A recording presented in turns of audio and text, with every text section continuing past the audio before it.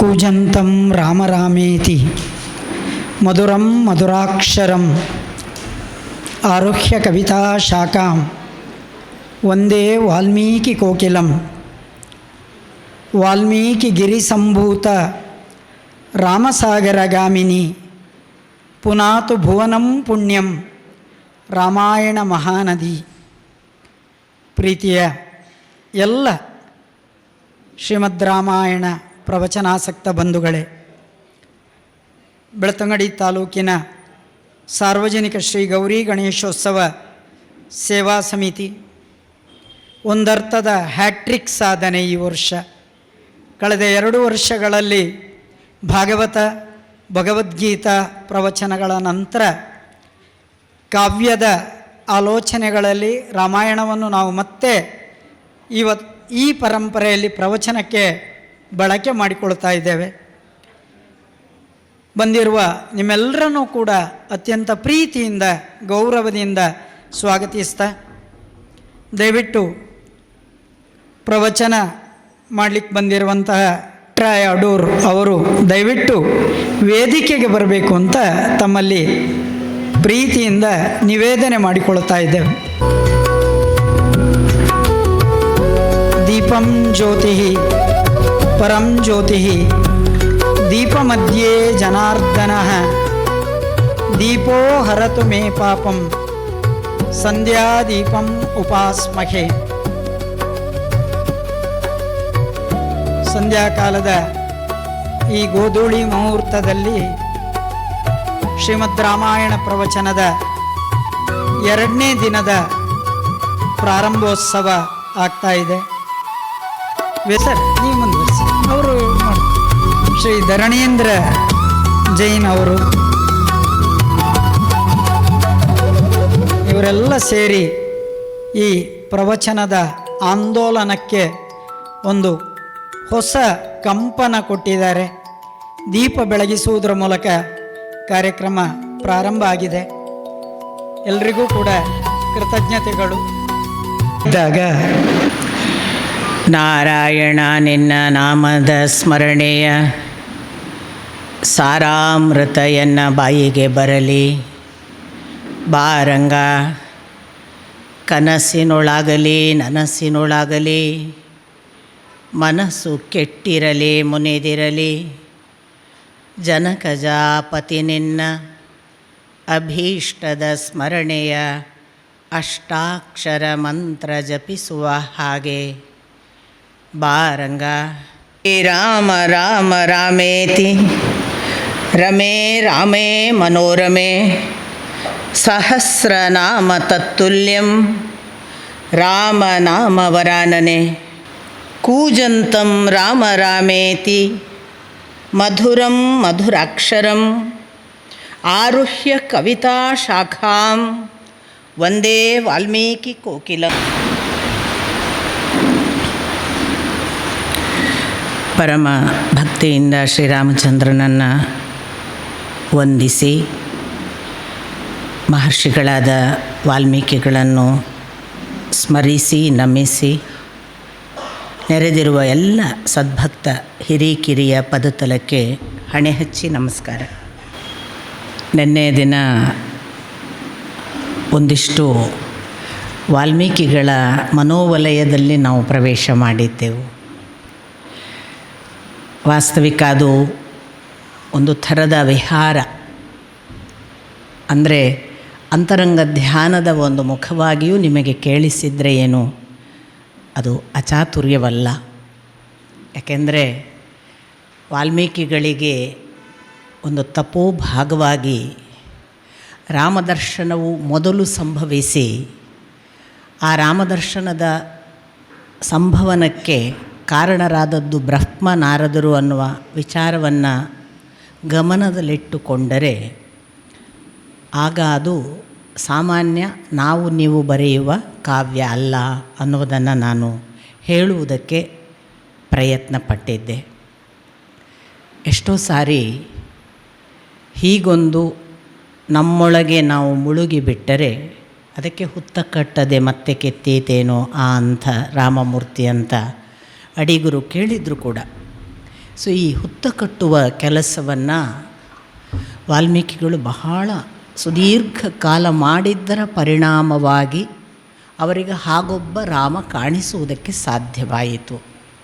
ಒಂದು ವೇಳೆ ವಾಲ್ಮೀಕಿಗಳಿಗೇ ಅವನು ಅಪರಿಪೂರ್ಣನೋ ಅಲ್ಪನೋ, ಈಗ ನಮ್ಮಲ್ಲಿ ಕಾಣ್ತಾ ಇರುವ ದುಷ್ಟರಿಗೆ ಕಾಣುವ ರಾಮನ ಹಾಗೂ ಕಂಡಿದ್ದರೆ ಅವನು ಮುಂದಿನ ಜನಾಂಗಕ್ಕೆ ಏನನ್ನು ಉಳಿಸಿ ಹೋಗ್ತಿದ್ದ, ಏನನ್ನು ಕೊಡ್ತಿದ್ದ.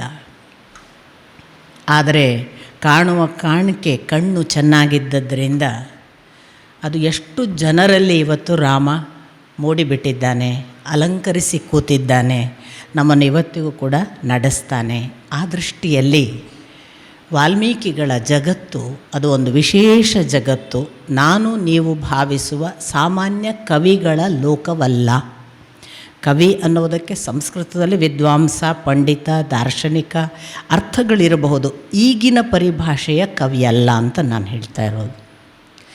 ಈಗಿನ ಪರಿಭಾಷೆಯ ಕವಿಯ ಆಚೆಗೆ ಒಂದು ತತ್ವದರ್ಶನದ ಆ ಭಗವಂತನನ್ನು ಮೀಟುವ ಸ್ಥಿತಿಯಲ್ಲಿದ್ದ ಮನೋಭೂಮಿಕೆಯಲ್ಲಿ ಅದು ಕಂಡಿತು ಮತ್ತು ಅದು ಹಾಗೆ ಸ್ಫುಟವಾಗಿ ಪ್ರಕಟವಾದದ್ದು ಪ್ರಥಮದಲ್ಲಿ ಕ್ರೌಂಚ ಮಿಥುನಗಳ ಒಂದು ದುರಂತವನ್ನು ನೋಡಿ.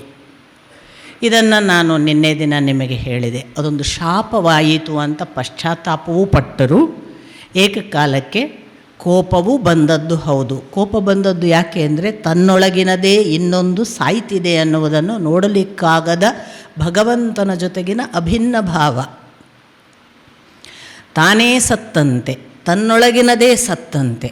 ಆ ದೃಷ್ಟಿಯಲ್ಲಿ ಅಂಥದ್ದೊಂದು ತೀವ್ರತೆಯ ಸ್ಪಂದನವನ್ನು ಅಲ್ಲಿ ನಾವು ವಾಲ್ಮೀಕಿಗಳ ಸಂದರ್ಭದಲ್ಲಿ ನೋಡಿತ್ತು. ಹಾಗಾಗಿ ಅವರು ಕ್ರೌಂಚ ಮಿಥುನದ ಒಂದು ಸಾವಿಗೆ ಆ ಪರಿ ಬಹಳ ಕಠೋರ ಮಾನುಷಾದ ಪ್ರತಿಷ್ಠಾಂ ಶಾಶ್ವತೀ ಸಮ ಅಥವಾ ಹೇಳುವಾಗ ತ್ವಮಗಮ ಶಾಶ್ವತೀ ಸಮಾಹ ಅಂತ ಜೋರಾಗಿ ಶಪಿಸುವಾಗ ಎಂದೂ ಕೂಡ ನೀನು ಶಾಶ್ವತವಾಗಿ ನೆಲೆ ನಿಲ್ಲದ ಹಾಗಾಗಲಿ ಬೇಡನೆ ಅನ್ನುವ ಒಂದು ಅರ್ಥ ಸಾಧ್ಯತೆ. ಇನ್ನೊಂದು ಯಾಕೆಂದರೆ ಕಾಮಮೋಹಿತವಾದ ಕ್ರೌಂಚ ಮಿಥುನಾದ್ ಏಕಂ ಅವಧೀಹಿ ಅಂಥ ಒಂದು ಜೋಡಿ ಹಕ್ಕಿಯ ಒಂದನ್ನು ಕೊಂದಿದ್ದೀಯ. ಅದು ಎಂಥದ್ದು? ಅದು ಕಾಮಮೋಹಿತಂ. ಇದಕ್ಕೆ ಬೇರೆ ಬೇರೆ ಕವಿತ್ವದ ಒಳಗೂ ಕೂಡ ಅಥವಾ ಒಬ್ಬ ದಾರ್ಶನಿಕ, ಒಬ್ಬ ಋಷಿ ಮಾತಾಡುವಾಗ ಒಂದೇ ಅರ್ಥ ಇರೋದಿಲ್ಲ. ಅವನು ಹಾಗೆ ಹೇಳುವಾಗ ಅದು ಒಂದೇ ಅರ್ಥವಲ್ಲ.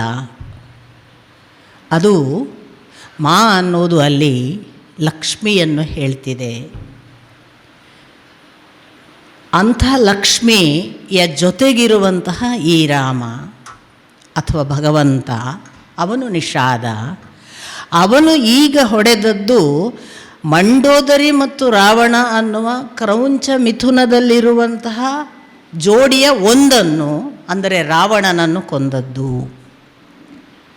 ಅಂಥ ದುಷ್ಟ ಕಾಮಮೋಹಿತನಾದ ರಾವಣನನ್ನು ಕೊಂದಂತಹ ಓ ಭಗವಂತನೇ, ಲಕ್ಷ್ಮಿಯ ಪತಿಯಾದ ಭಗವಂತನೇ, ನಿನ್ನ ಹೆಸರು ಶಾಶ್ವತವಾಗಿ ನೆಲೆಗೊಳ್ಳಲಿ ಅನ್ನುವ ಒಂದು ಅರ್ಥವನ್ನು ಕೂಡ ಅದಕ್ಕೆ ಬರೀತಾರೆ.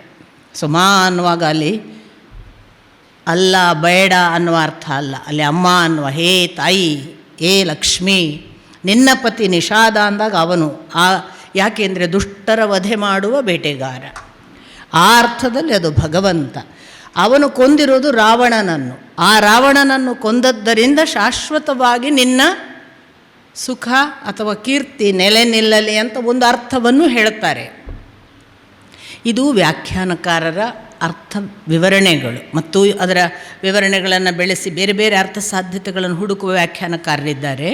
ಬಟ್ ಅಲ್ಲಿ ಹಾಗೊಂದು ವೇಳೆ ಅವನು ರಾಮನನ್ನು ಉದ್ದೇಶಿಸಿಯೋ ಭಗವಂತನನ್ನು ಉದ್ದೇಶಿಸಿಯೋ ಹೇಳಿದರೆ ಅವನು ಪಶ್ಚಾತ್ತಾಪ ಯಾಕೆ ಪಡಬೇಕಿತ್ತು ಅಂತ ನೆಕ್ಸ್ಟ್ ಕ್ವೆಶ್ಚನ್ ಬರುತ್ತೆ ಅಲ್ವಾ. ಶಾಶ್ವತವಾಗಿ ನಿನ್ನ ಹೆಸರು ಉಳಿಯಲಿ ಅಂತ ಅವರು ಹಾರೈಸಿದ್ದು ಪಶ್ಚಾತ್ತಾಪಕ್ಕೆ ಯಾಕೆ ಕಾರಣ ಆಗಬೇಕಿತ್ತು? ಅದೇನು ಶಾಪ ಅಲ್ಲ. ಅದರೊಳಗೆ ಇನ್ನೊಂದು ಟೋನಿತ್ತು. ಏನು ಅಂದರೆ, ಹೀಗೆ ಕೊಂದ ಭಗವಂತನನ್ನೇ ಒಂದು ದೃಷ್ಟಿಯಿಂದ ನೀನು ಕೂಡ ನಿನ್ನ ಹೆಂಡತಿಯನ್ನು ಅಗಲುವ ಹಾಗೆ ಆಗಲಿ, ನೀನು ಶಾಶ್ವತವಾಗಿ ಒಟ್ಟಿಗೆ ಇಲ್ಲದ ಹಾಗಾಗಲಿ ಅನ್ನುವ ಟೋನು ಬಂದುಬಿಡ್ತು ಅಂತ ಹಾಗೊಂದು ಅರ್ಥ ಹೇಳ್ತಾರೆ. ಸೊ ಅದಕ್ಕೇ ರಾಮನಿಗೆ ಅಗಲುವಿಕೆ ಬಂತು. ಆ ರಾಮನ ಅಗಲುವಿಕೆ ಸೀತೆಯ ಜೊತೆಗೆ ವಿಯೋಗ ಆಗಲಿಕ್ಕೆ ಕಾರಣ ಹೀಗೊಂದು ವಾಲ್ಮೀಕಿಗಳ ಬಾಯಲ್ಲಿ ಬಂದ ಶಾಪ. ಹೀಗೆಲ್ಲ ಇದೆಲ್ಲ ಹೇಗೆ ಅಂದರೆ, ವ್ಯಾಖ್ಯಾನಕಾರರು ಯಾವಾಗಲೂ ಕೂಡ ಬೇರೆ ಬೇರೆ ಅರ್ಥ ಸಾಧ್ಯತೆಗಳು ಒಬ್ಬ ದರ್ಶನ ಶಾಸ್ತ್ರವನ್ನು ದಾರ್ಶನಿಕನ ಮಾತುಗಳಲ್ಲಿ ಹುಡುಕ್ಲಿಕ್ಕೆ ಸಾಧ್ಯ ಇದೆ ಅಂತ ಶೋಧಿಸುವ ಭಾಗ. ಅದೆಲ್ಲದರ ಆಚೆಗೆ ನನಗೆ ಬಹಳ ಇಷ್ಟವಾದದ್ದು ಒಂದು ಕೋಮಲ ಹೃದಯಾವಸ್ಥೆಯ ಭಾವಕ್ಕೆ ಜೀವ ಹೇಗೆ ಭಗವತ್ ತತ್ವದ ಜೊತೆಗೆ ಸಂಯೋಗ ಆಗಿ ಮಿಡೀತದೆ, ಆಗ ಅದು ಜೀವ ಯಾವುದೇ ಸತ್ತರೂ ಹೇಗೆ ವಿಲವಿಲ ಒದ್ದಾಡುತ್ತೆ. ಅದು ಕ್ರೌಂಚ ಇರಬಹುದು, ಅದೊಂದು ನಾಯಿ ಇರಬಹುದು, ಅದೊಂದು ಪ್ರಾಣಿ ಇರಬಹುದು. ನಮ್ಮ ಕಣ್ಣ ಮುಂದೆ ಇನ್ನೊಂದು ಜೀವ ನರಳಾಡುವುದನ್ನು ನೋಡಲಿಕ್ಕಾಗದ ಒಂದು ವಿಶೇಷ ದುಃಖವನ್ನು ಆ ಜೀವ ಅನುಭವಿಸ್ತದೆ ಅನ್ನುವುದೇ ನನಗೆ ವಾಲ್ಮೀಕಿಗಳ ವಿಷಯದಲ್ಲಿ ತುಂಬ ಇಷ್ಟವಾದ ವಿಷಯ. ಆ ಥರ ಅವರು ಪರಿತಪ್ಪಿಸಿ ಆ ಬಳಿಕ ಪಶ್ಚಾತ್ತಾಪ ಪಟ್ಟದ್ದಕ್ಕೆ ಬ್ರಹ್ಮನಾರದರಿಂದ ಮುಂದೆ ಪುನಃ ಅದಕ್ಕೆ ಸಾಂತ್ವನವನ್ನು ಪಡೆದು ಅದು ನಿನ್ನ ಬಾಯಿಯಿಂದ ಸರಿಯಾಗಿಯೇ ಬಂದಿದೆ, ಇದೇ ಧಾಟಿಯಲ್ಲಿ ಇದೇ ಛಂದಸ್ಸನ್ನಿಟ್ಟುಕೊಂಡು ನೀನು ಮುಂದಿನ ವಾಕ್ಯಗಳನ್ನು ರಚಿಸ್ತಾ ಹೋಗು. ಬ್ರಹ್ಮ ಹೇಳುವ ಮಾತು ಏನು ಅಂದರೆ, ಇನ್ನು ಮುಂದಿನ ಎಲ್ಲ ವಾಕ್ಯಗಳಲ್ಲಿ ನಿನಗೆ ತಿಳಿಯದ ರಹಸ್ಯಗಳು ಉಳಿಯೋದಿಲ್ಲ. ರಾಮಲಕ್ಷ್ಮಣರ ಸಂಬಂಧವಿರಬಹುದು, ರಾಮ ಸೀತೆಯರ ಸಂಬಂಧ ಇರಬಹುದು, ಇಡೀ ರಾಮನಿಗೆ ಸಂಬಂಧಪಟ್ಟ ಎಲ್ಲ ಘಟನೆಗಳಿರಬಹುದು. ಅವರ ಅಷ್ಟು ಮಾಹಿತಿಯ ರಹಸ್ಯಗಳು ನಿನಗೆ ಪ್ರಕಟವಾಗುತ್ತವೆ. ನೀನು ಹೇಳಿದ ವಾಕ್ಯದಲ್ಲಿ ಒಂದೇ ಒಂದು ಅಸತ್ಯ ಇರುವುದಿಲ್ಲ. ಇದು ಕೂಡ ಬ್ರಹ್ಮ ಹೇಳುವ ಮಾತು. ಹಾಗಾಗಿ ನಾವೆಲ್ಲ ಯೋಚಿಸಿ ಮಾತಾಡಬೇಕು. ರಾಮಾಯಣವನ್ನು ಕಾಮೆಂಟ್ ಮಾಡುವಾಗ ನೀನು ಹೇಳುವ ಯಾವ ಮಾತುಗಳು ಕೂಡ ಅಸತ್ಯ ಇರುವುದಿಲ್ಲ. ಹಾಗಾಗಿ ಅಲ್ಲಿ ಏನುಂಟು ಅದೆಲ್ಲವೂ ಸತ್ಯವಾಕ್, ಬ್ರಹ್ಮಾದೇಶ, ಬ್ರಹ್ಮ ಹೇಳಿದ ವಾಕ್ಕದು.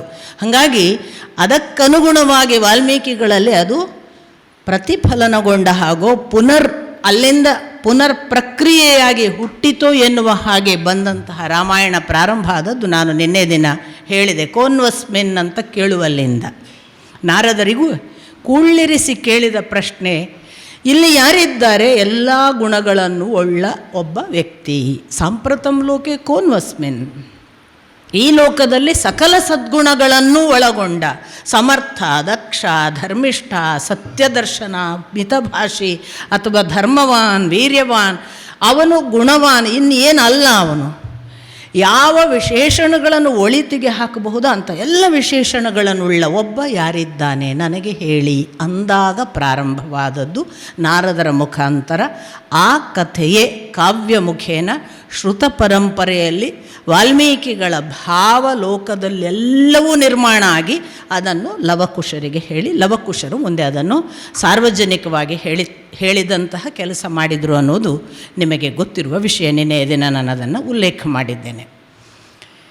ವಾಸ್ತವಿಕ ಎಲ್ಲಿ ನಾರದರು ಪ್ರಶ್ನೆ ಕೇಳ್ತಾರಲ್ಲ ಅಲ್ಲಿಂದ ರಾಮಾಯಣದ ಬಾಲಕಾಂಡ ಆರಂಭ. ಈ ಬಾಲಕಾಂಡದಿಂದ ನಾನು ನಿನ್ನೆಯ ಪ್ರವೇಶಿಕೆ ತಗೊಂಡಿದ್ದೀನಿ. ಸುಮಾರು ಬಾಲಕಾಂಡ ಮುಕ್ತಾಯ ಮಾಡಬೇಕು ನಿನ್ನೆ ಅಂದ್ಕೊಂಡಿದ್ದೆ. ನನಗೆ 1 ಗಂಟೆ ಕೊಟ್ಟದ್ರಿಂದ ನಾನು ಅದನ್ನು ಮುಕ್ತಾಯ ಮಾಡಲಿಲ್ಲ. ಮತ್ತು ಶ್ರೀಶಾ ಅವರು ಕಾಲಪುರುಷರಾಗಿ ಬರ್ತಾ ಇರಬೇಕು. ಯಾಕೆ ಅಂದರೆ ರಾಮನಿಗೆ ಅವತಾರ ಸಮಾಪ್ತಿ ಮಾಡು ಅಂತ ಹೇಳೋಕ್ಕೆ ಕಾಲಪುರುಷರು ಬರ್ತಾರೆ, ಕೃಷ್ಣನಿಗೆ ಅವತಾರ ಸಮಾಪ್ತಿ ಮಾಡು ಅಂತ ಹೇಳೋದಕ್ಕೆ ಕಾಲಪುರುಷರು ಬರ್ತಾರೆ. ನಾವು ಯಾವ ಗಿಡದ ಸೊಪ್ಪು ಅಂಥ ಅವರಿಗೆ ಬಂದಿದ್ದಾರೆ ಅಂದಮೇಲೆ ನಮಗೆ ಹೇಳದಿದ್ದರೆ ನಮ್ಮ ಕಥೆ ಏನು, ನಾವು ಯಾವ ದುರಂತಕ್ಕೆ ಹೋಗಲಿಕ್ಕೆ. ಹಾಗಾಗಿ ಬರಬೇಕು.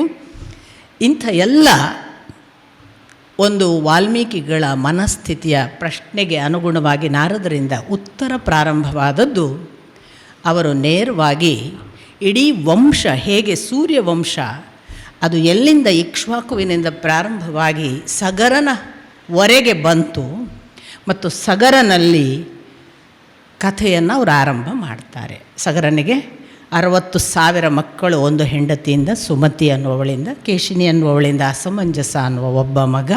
ಅಲ್ಲಿಂದ ಪ್ರಾರಂಭ ಮಾಡಿ ಅವರು ದಶರಥನ ಕಥೆಗೆ ಬರ್ತಾರೆ. ಈ ದಶರಥ ಕೋಸಲ ದೇಶದಲ್ಲಿ ಬಹಳ ಒಳ್ಳೆಯ ರಾಜ. ಅಷ್ಟು ಒಳ್ಳೆಯ ರಾಜ ಸುಭಿಕ್ಷೆಯನ್ನು ಕೊಟ್ಟು ಜಗತ್ತಿನಲ್ಲಿ ಧರ್ಮಸ್ಥಾಪನೆ ಮಾಡಿ ಲೋಕ ಕಲ್ಯಾಣಾರ್ಥವಾಗಿ ಏನು ಒಳಿತು ಬೇಕೋ ಅದೆಲ್ಲವನ್ನು ಮಾಡಿಕೊಂಡು ಸಕಲ ಸುಖ ವೈಭವಗಳನ್ನು ರಾಜ್ಯದ ಅಷ್ಟೂ ಜನರಿಗೆ ಕೊಟ್ಟವ. ದಶರಥನ ಕಾಲದಲ್ಲಿ ಯಾರಿಗೂ ಕೂಡ ಇದೊಂದು ಇಲ್ಲ ಅನ್ನುವ ಊನ ಇರಲಿಲ್ಲ, ಇದು ಸಿಕ್ಕಲಿಲ್ಲ ಅನ್ನುವ ಕೊರತೆ ಇರಲಿಲ್ಲ, ಸಕಲವನ್ನು ಅನುಭವಿಸುವ ಸುಖಕ್ಕೆ ಯಾವ ದಾರಿದ್ರ್ಯ ಇರಲಿಲ್ಲ, ಬಡತನ ಅನ್ನೋದು ಗೊತ್ತಿರಲಿಲ್ಲ, ಬರಗಾಲ ಕ್ಷಾಮ ಕೇಳಿದ ವಸ್ತುವಲ್ಲ. ಅಂಥ ರಾಜ ಅಂತಂದರೆ ರಾಜನಿಗನುಗುಣವಾಗಿ ದೇಶ ಮತ್ತು ರಾಜ್ಯಗಳು ಸುಭಿಕ್ಷ ಮತ್ತು ದುರ್ಭಿಕ್ಷಕ್ಕೆ ಒಳಗಾಗ್ತವೆ ಅನ್ನೋದನ್ನು ಪುರಾಣ ಸ್ಪಷ್ಟವಾಗಿ ಹೇಳ್ತದೆ. ಯಾಕೆಂದರೆ ಒಬ್ಬ ರಾಜ ಬಂದು ತಾನು ಅಧಿಕಾರ ತಗೊಳ್ಳೋದು ಅಂದರೆ ಆ ರಾಜನ ಜೊತೆಗೆ ದೇವತೆಗಳು ಬಂದು ಕೂಡ ಅವನಲ್ಲಿ ನೆಲೆಸ್ತಾರೆ ಅಂತ.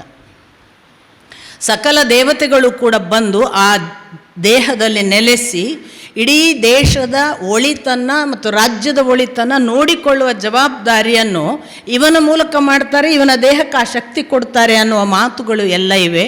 ಹಾಗಾಗಿ ಯಾವುದೋ ಒಂದು ಸಂದರ್ಭದಲ್ಲಿ ನಮಗೆ ದುರ್ಭಿಕ್ಷೆ, ಬರಗಾಲ, ಕ್ಷಾಮ ಬಂದಿದೆ ಅಂದರೆ ಅದಕ್ಕೆ ರಾಜ ಕೂಡ ಕಾರಣ, ರಾಜನೊಬ್ಬನೇ ಕಾರಣ ಅಂತ ನನ್ನ ಮಾತಿನ ಅರ್ಥ ಅಲ್ಲ. ರಾಜ ಕೂಡ ಕಾರಣ ಅನ್ನೋದನ್ನು ಪುರಾಣಗಳು ಸಾಕಷ್ಟು ಬೇರೆ ಬೇರೆ ಪೃಥುವಿನ ಸಂದರ್ಭದಲ್ಲಿ ಏನು ಸುಭಿಕ್ಷೆ, ವೇಮನನ ಕಾಲಕ್ಕೆ ಎಂಥ ದುಷ್ಟ ದಾರಿದ್ರ್ಯ, ಇದಕ್ಕೆ ಕಾರಣಗಳೇನು ಅಂತ ಹಿನ್ನೆಲೆಗಳನ್ನೆಲ್ಲ ಕೊಡ್ತಾರೆ. ಆದ್ದರಿಂದ ಅಂಥದ್ದೊಂದು ದುಷ್ಟ ದಾರಿದ್ರ್ಯಗಳ ಶಬ್ದವೇ ಗೊತ್ತಿರಲಿಲ್ಲ ನಿಘಂಟಿನಲ್ಲಿ ಅನ್ನುವ ಹಾಗೆ ದಶರಥ ಸುಭಿಕ್ಷೆಯ ಕಾಲ. ಲೋಕ ಸುಖದಿಂದ ಇತ್ತು, ಜಗತ್ತು ಸುಖದಿಂದ ಇತ್ತು, ಇಡೀ ದಶರಥ ವಂಶ ಸುಖದಿಂದ ಇತ್ತ ಕೇಳಿದರೆ ದಶರಥನಿಗೊಂದು ಕೊರತೆ ಇತ್ತು, ಮಕ್ಕಳಿರಲಿಲ್ಲ. ಸೊ ಎಲ್ಲವೂ ಇದ್ದಂತಹ ಕಾಲದಲ್ಲಿ ದಶರಥನಿಗೆ ಒಂದು ಕೊರತೆ ಇತ್ತು. ಆ ಕೊರತೆಯನ್ನು ನೀಗಿಸಬೇಕು ಅಂತ ಅವನು ತನ್ನ ಕುಲಪುರೋಹಿತರನ್ನು ಎಲ್ಲ ಕರೆದು ಕೇಳ್ತಾನೆ, ಮುಖ್ಯವಾಗಿ ವಸಿಷ್ಠರು. ಆದರೆ ಸುಯಜ್ಞ, ಜಾಬಾಲೆ, ವಾಮದೇವ, ಕಶ್ಯಪ ಇವರೆಲ್ಲ ಅವನ ಜೊತೆಗೆ ಇರುವಂತಹ ಪೌರೋಹಿತ್ಯ ವರ್ಗ. ಸಾಮಾನ್ಯವಾಗಿ ಒಳ್ಳೆಯ ರಾಜರ ಜೊತೆಗೆ ಒಳ್ಳೆಯ ಪುರೋಹಿತ ಕುಲ ಇರ್ತಿತ್ತು. ಸಲಹೆ ಸೂಚನೆಗಳನ್ನು ಅವರ ಮೂಲಕ ತಗೊಂಡು ಅವರು ಮುಂದುವರಿತಿದ್ದರು. ಹಾಗಾಗಿ ರಾಜ ಚೆನ್ನಾದ ಆಳ್ವಿಕೆ ಕೊಡಬೇಕಾದ್ರೆ ಪ್ಯಾರಲಲ್ಲಾಗಿ ಈ ಒಂದು ತಿಳುವಳಿಕೆ ಉಳ್ಳ ಜ್ಞಾನಿಗಳ ಗುಂಪು ಸದಾ ಬೆಂಬಲಕ್ಕೋ ಸಲಹೆಗೋ ಒಟ್ಟು ಕೆಲಸಗಳ ರೀತಿ ನೀತಿಗಳ ಮಾರ್ಗದರ್ಶನಕ್ಕೂ ಕಾಯಂ ಇರ್ತಿತ್ತು. ಈಗ ಇಲ್ಲದ್ದಕ್ಕೆ ಏನೆಲ್ಲ ಆಗ್ತಿರೋದು ಅಂತ ನೀವು ನೋಡಿದ್ದೀರಿ. ಎಲ್ಲಕ್ಕಿಂತ ಹೆಚ್ಚಾಗಿ ಹಾಗೆ ಇರುವವರ ಬಗ್ಗೆಯೇ ಒಂದು ದೊಡ್ಡ ಆಕ್ರೋಶ. ಯಾರನ್ನಾದರೂ ಒಳ್ಳೆಯ ತಿಳುವಳಿಕೆ ಇರುವಂತಹ ಜ್ಞಾನಿಗಳನ್ನು, ತುಂಬ ಬಲ್ಲ ದರ್ಶನ ಪರಂಪರೆಯ ಧರ್ಮಶಾಸ್ತ್ರಗಳನ್ನು ತಮ್ಮ ಜೀವನದ ದಾರಿ ಮಾಡಿಕೊಂಡವರನ್ನು ಇವತ್ತು ರಾಜರು ಸಮೀಪ ಇಟ್ಕೊಳ್ಳೋದಿಲ್ಲ. ಅವರಿಟ್ಕೊಳ್ಳೋದು ದೇವ ವಿರೋಧಿಗಳನ್ನು, ನಾಸ್ತಿಕರನ್ನು, ಧರ್ಮಶಾಸ್ತ್ರವನ್ನು ವಿರೋಧಿಸುವವರನ್ನು, ಆಚರಣೆ ನಂಬಿಕೆಗಳನ್ನು ಕೆಣಕುವವರನ್ನು, ಅವರನ್ನೇ ತಮ್ಮ ಹಿಂಬಾಲಕರನ್ನು ಮಾಡಿಕೊಳ್ಳೋದು. ಹಾಗಾಗಿ ರಾಜರ ನಡೆಗಳೆಲ್ಲ ಅಧರ್ಮ, ಅಶಾಸ್ತ್ರ, ಅನಾಚಾರ ಇವುಗಳ ಕಡೆಗೆ ಹೆಚ್ಚು ಹೋಗ್ತಾ ಇರೋದನ್ನು ನಾವು ಸುಮ್ಮನೆ ನೋಡ್ತಾ ಕೂತಿದ್ದೇವೆ. ಇವತ್ತು ಎಷ್ಟೋ ಬಾರಿ ಒಬ್ಬೊಳ್ಳೆ ರಾಜ ಬಂದರೆ ಧರ್ಮಿಷ್ಠರು ಸಂತೋಷ ಪಡ್ತಾರೆ. ಈ ಎಡಚರರು ಅಂತ ಹೇಳುವ ಯಾವ ನಾಸ್ತಿಕತೆ, ಅಧರ್ಮ, ಮೌಢ್ಯ ಅಂತೆಲ್ಲ ಬೊಬ್ಬೆ ಹೊಡಿತಾರಲ್ಲ, ಅವರಿಗೆಲ್ಲ ವಿಲವಿಲ ಒದ್ದಾಟ ಪ್ರಾರಂಭ ಆಗುತ್ತೆ ಧರ್ಮಿಷ್ಠರು ಬಂದ ಕೂಡಲೇ. ಇಂಥದ್ದು ನಮಗೆ ನೀವು ಪರಂಪರೆಯಿಂದ ನೋಡಿದರೆ ದಶರಥ ಪರಂಪರೆಯಲ್ಲಿ ಯಾಕಷ್ಟು ಚೆನ್ನಾಗಿತ್ತು ಅಂದರೆ ಧರ್ಮಿಷ್ಠರ ಜೊತೆಗಿದ್ದ. ಅವನು ಸದಾ ಏನು ಕೇಳೋದಿದ್ರೂ ವಸಿಷ್ಠರನ್ನು ಕೇಳ್ತಿದ್ದ. ಸುಯಜ್ಞ ಅಥವಾ ವಾಮದೇವ, ಕಶ್ಯಪ ಇವರಂತಹ ಜಾಬಾಲಿ ಇಂಥ ದಾರ್ಶನಿಕ ಮುನಿಗಳ ಜೊತೆಗೆ ತನ್ನ ದಾರಿ ನಡೆಯುತ್ತಿದ್ದ. ಅಂಥ ಒಬ್ಬ ಕುಲಪುರೋಹಿತರ ಸಮಾಗಮದಲ್ಲಿ ಅವನಿಗೆ ತಿಳಿದ ವಿಷಯ ಏನು ಅಂದರೆ, ಹೌದು ನಿನಗೆ ಸಂತಾನ ಇಲ್ಲ ನಿಜ, ಸಂತಾನಕ್ಕಾಗಿ ಒಂದು ಅಶ್ವಮೇಧ ಯಾಗ ಮಾಡಿ ಆ ಅಶ್ವಮೇಧ ಯಾಗ ಮುಗಿದ ಬಳಿಕ ಮತ್ತೆ ಪುತ್ರಕಾಮೇಷ್ಟಿ ಯಜ್ಞ ಮಾಡಬಹುದು ಅನ್ನುವ ಸಲಹೆ ಬರುತ್ತೆ. ಅಶ್ವಮೇಧ ಯಾಗ ಯಾವಾಗಲೂ ಮಾಡುವುದು ಇದುವರೆಗೆ ಏನಾದರೂ ಗೊತ್ತಿಲ್ಲದೆ ತಪ್ಪುಗಳನ್ನು ದೋಷಗಳನ್ನು ಮಾಡಿದರೆ ಪಾಪ ಪರಿಹಾರಕ್ಕೆ. ಅದು 12 ತಿಂಗಳು ಒಂದು ಕುದುರೆಯನ್ನು ಬಿಟ್ಟು ಬಿಡೋದು. ಆ ಕುದುರೆಯ ಹಿಂದೆ 400 ಜನ ಅದರ ಕಾವಲಿಗೆ, ಅವರೆಲ್ಲ ಎಕ್ಸ್ಪರ್ಟ್ಸ್ ಇರ್ತಾರೆ. ಕುದುರೆಯ ಜೊತೆಗೆ ಹೋಗಬೇಕಲ್ಲ ಬೆನ್ನು ಹತ್ತಿ. ಆ ಕುದುರೆಯನ್ನು ಯಾರು ಹಿಡಿದು ಕಟ್ಟಬಾರದು. ಅದು 12 ತಿಂಗಳು ಎಲ್ಲೆಲ್ಲ ಹೋಗಿ ಬಂತು ಅಲ್ಲಿ ಯಾರೂ ಕೂಡ ಕಟ್ಟದೇ ಇದ್ದರೆ ಅವನ ಕುದುರೆ ಮುಂದೆ ತನ್ನ ಅಶ್ವಮೇಧದ ಬಲಿಗೆ ಸಿದ್ಧವಾಗತ್ತೆ. ಕುದುರೆನ ಯಾಕೆ ಬಲಿ ಕೊಡಬೇಕು ಅದೆಲ್ಲ ನಾನು ಆ ವಿಷಯದ ಚರ್ಚೆಗೆ ಹೋಗೋದಿಲ್ಲ. ಆ ಕಾಲಕ್ಕೆ ಒಂದೊಂದು ನಂಬಿಕೆ. ಈ ಅಶ್ವಮೇಧ ಅನ್ನುವುದನ್ನು ಸತತ ವರ್ಷಗಳಿಂದ ಮಾಡಿಕೊಂಡು ಬಂದ ಭಾರತೀಯ ಪರಂಪರೆಯಲ್ಲಿ ದಶರಥನಿಗೂ ಅಶ್ವಮೇಧ ಯಜ್ಞದ ಸಂದರ್ಭ. ಅವನು ಆ ಯಜ್ಞವನ್ನು ಮಾಡ್ತೇನೆ ಅಂತ ಒಪ್ಪಿಕೊಂಡಾಗ 8 ಜನ ಮಂತ್ರಿಗಳು ಇವನಿಗೆ. 8 ಜನ ಮಂತ್ರಿಗಳಲ್ಲಿ ಸುಮಂತ್ರ ಕೂಡ ಒಬ್ಬ. ಸುಮಂತ್ರ ಬಹಳ ಮಿತ್ರನ ಹಾಗೆ ಅತ್ಯಂತ ಒಡನಾಟದಲ್ಲಿದ್ದಂತಹ ದಶರಥನ ಮಂತ್ರಿಗಳು ಅಂದರೆ ಎಷ್ಟು ಒಳ್ಳೆಯವರಿರ್ತಾರೆ ಮತ್ತು ಹೇಗೆ ದಶರಥನ ಒಳಿತನ್ನು ಅಕ್ಷರಕ್ಷರ ಉಸಿರಿಗೆ ಪಾಲಿಸಿ ಕಾಪಾಡ್ತಾರೆ ಅನ್ನೋದಕ್ಕೆ ಸುಮಂತ್ರ ಒಳ್ಳೆಯ ಉದಾಹರಣೆ ಥ್ರೂಔಟ್ ನಿಮಗೆ. ಅವನಲ್ಲದೆ ವಿಜಯ, ಜಯಂತ, ಅರ್ಥಪಾಲ, ಮಂತ್ರಪಾಲ ಇವರು ಇದ್ದಾರೆ, ಸಿದ್ಧಾರ್ಥ ಅಂತೆಲ್ಲ. ಆದರೆ ಸುಮಂತ್ರನಷ್ಟು ಅತ್ಯಂತ ನಿಕಟ ಸ್ನೇಹಿತನ ಹಾಗೆ ಗೈಡ್ ಮಾಡಿದ ಒಬ್ಬ ಮಂತ್ರಿ ನಮಗೆ ಕಾಣೋದಿಲ್ಲ. ಸುಮಂತ್ರ ಹೇಳ್ತಾನೆ, ನೀನು ಅಶ್ವಮೇಧ ಮಾಡಿ ಪುತ್ರ ಕಾಮೇಷ್ಟಿ ಯಜ್ಞ ಮಾಡುವುದಾದರೆ ಹಿಂದೆ ನಾನು ಋಷಿಗಳು ಹೇಳಿದ ಒಂದು ಮಾತು ಕೇಳಿದ್ದೇನೆ. ಆ ಮಾತಿನ ಪ್ರಕಾರ ನೀನು ಹೋಗೋದು ಒಳ್ಳೆಯದು. ನೀನು ಯಜ್ಞ ಮಾಡುವುದಕ್ಕೆ ಪುತ್ರಕಾಮೇಷ್ಟಿ ಯಜ್ಞವನ್ನಾಗಲಿ ಅಶ್ವಮೇಧ ಯಜ್ಞವನ್ನಾಗಲಿ ಮಾಡುವುದಕ್ಕೆ ಮೊದಲು ಋಷ್ಯಶೃಂಗನನ್ನು ಕರೆಸಿಕೊಳ್ಳುವುದು ಒಳ್ಳೆಯದು. ಋಷ್ಯಶೃಂಗನನ್ನು ಕರೆಸಿಕೊಂಡು ನೀನು ಯಜ್ಞ ಮಾಡಬೇಕು. ಆಗ ನಿನ್ನ ಯಜ್ಞ ಯಶಸ್ವಿಯಾಗ್ತದೆ. ಅವನ ಮೂಲಕ ನಿನಗೆ ಪುತ್ರ ಸಂತಾನ ಒದಗ್ತದೆ ಪುತ್ರಕಾಮೇಷ್ಟಿ ಯಜ್ಞದಲ್ಲಿ ಅನ್ನುವುದನ್ನು ಹಿಂದೆ ನಾರದರು ಸನತ್ಕುಮಾರರಿಗೆ ಹೇಳಿದ ವಿಷಯವನ್ನು ಋಷಿಗಳ ಮುಖಾಂತರ ನಾನು ಕೇಳಿದ್ದೇನೆ ಅಂತ ಸುಮಂತ್ರ ಸಲಹೆ ಕೊಡ್ತಾನೆ. ನೋಡಿ ಎಷ್ಟು ಪ್ಯಾರಲಲ್ ಆಗಿ ಧರ್ಮಶಾಸ್ತ್ರದ ಬೆನ್ನು ಹತ್ತುತ್ತಿದ್ರು ಅಂತ ಒಂದು ಕೆಲಸ ಮಾಡುವಾಗ. ಕೂಡಲೇ ಸುಮಂತ್ರನಿಗೆ ಇವನು ಕೇಳ್ತಾನೆ, ಏನು ಋಷ್ಯಶೃಂಗನನ್ನು ಕರ್ಕೊಂಡು ಬರಬೇಕು ಅಂದರೆ ಋಷ್ಯಶೃಂಗನ ಕಥೆ, ಅದರ ಹಿನ್ನೆಲೆ, ಅದು ಹೇಗೆ ನಿನಗೆ ಗೊತ್ತಾಯಿತು ಹೇಳು ಅಂತ ದಶರಥ ಕೇಳಲಾಗಿ ನಮಗೊಂದು ಭಾರಿ ಅಪರೂಪದ ಪಾತ್ರವನ್ನು ವಾಲ್ಮೀಕಿಗಳು ಪ್ರೆಸೆಂಟ್ ಮಾಡ್ತಾರೆ. ಋಷ್ಯಶೃಂಗ ಯಾರು ಅಂತಂದರೆ ವಾಸ್ತವಿಕ ಅಂಗರಾಜ ರೋಮಪಾದ ಅಂತ ಒಬ್ಬ. ಈ ರೋಮಪಾದ ದಶರಥನಿಗೆ ಬಹಳ ಒಳ್ಳೆಯ ಮಿತ್ರ. ಅಂಗದೇಶದ ಈ ರಾಜನಿಗೆ ಕೂಡ ಒಂದು ಕೊರತೆ, ಮಕ್ಕಳಿಲ್ಲ. ಮಕ್ಕಳಿಲ್ಲದ ಅಂಗರಾಜನಿಗೆ ಒಂದು ಸಂದರ್ಭ ಬಂದು ತನಗೆ ಮಕ್ಕಳು ಬೇಕು, ದತ್ತಕ್ಕೆ ಕೊಡು ಅಂತ ರೋಮಪಾದ ಕೇಳಿದ್ದು ದಶರಥನನ್ನೇ.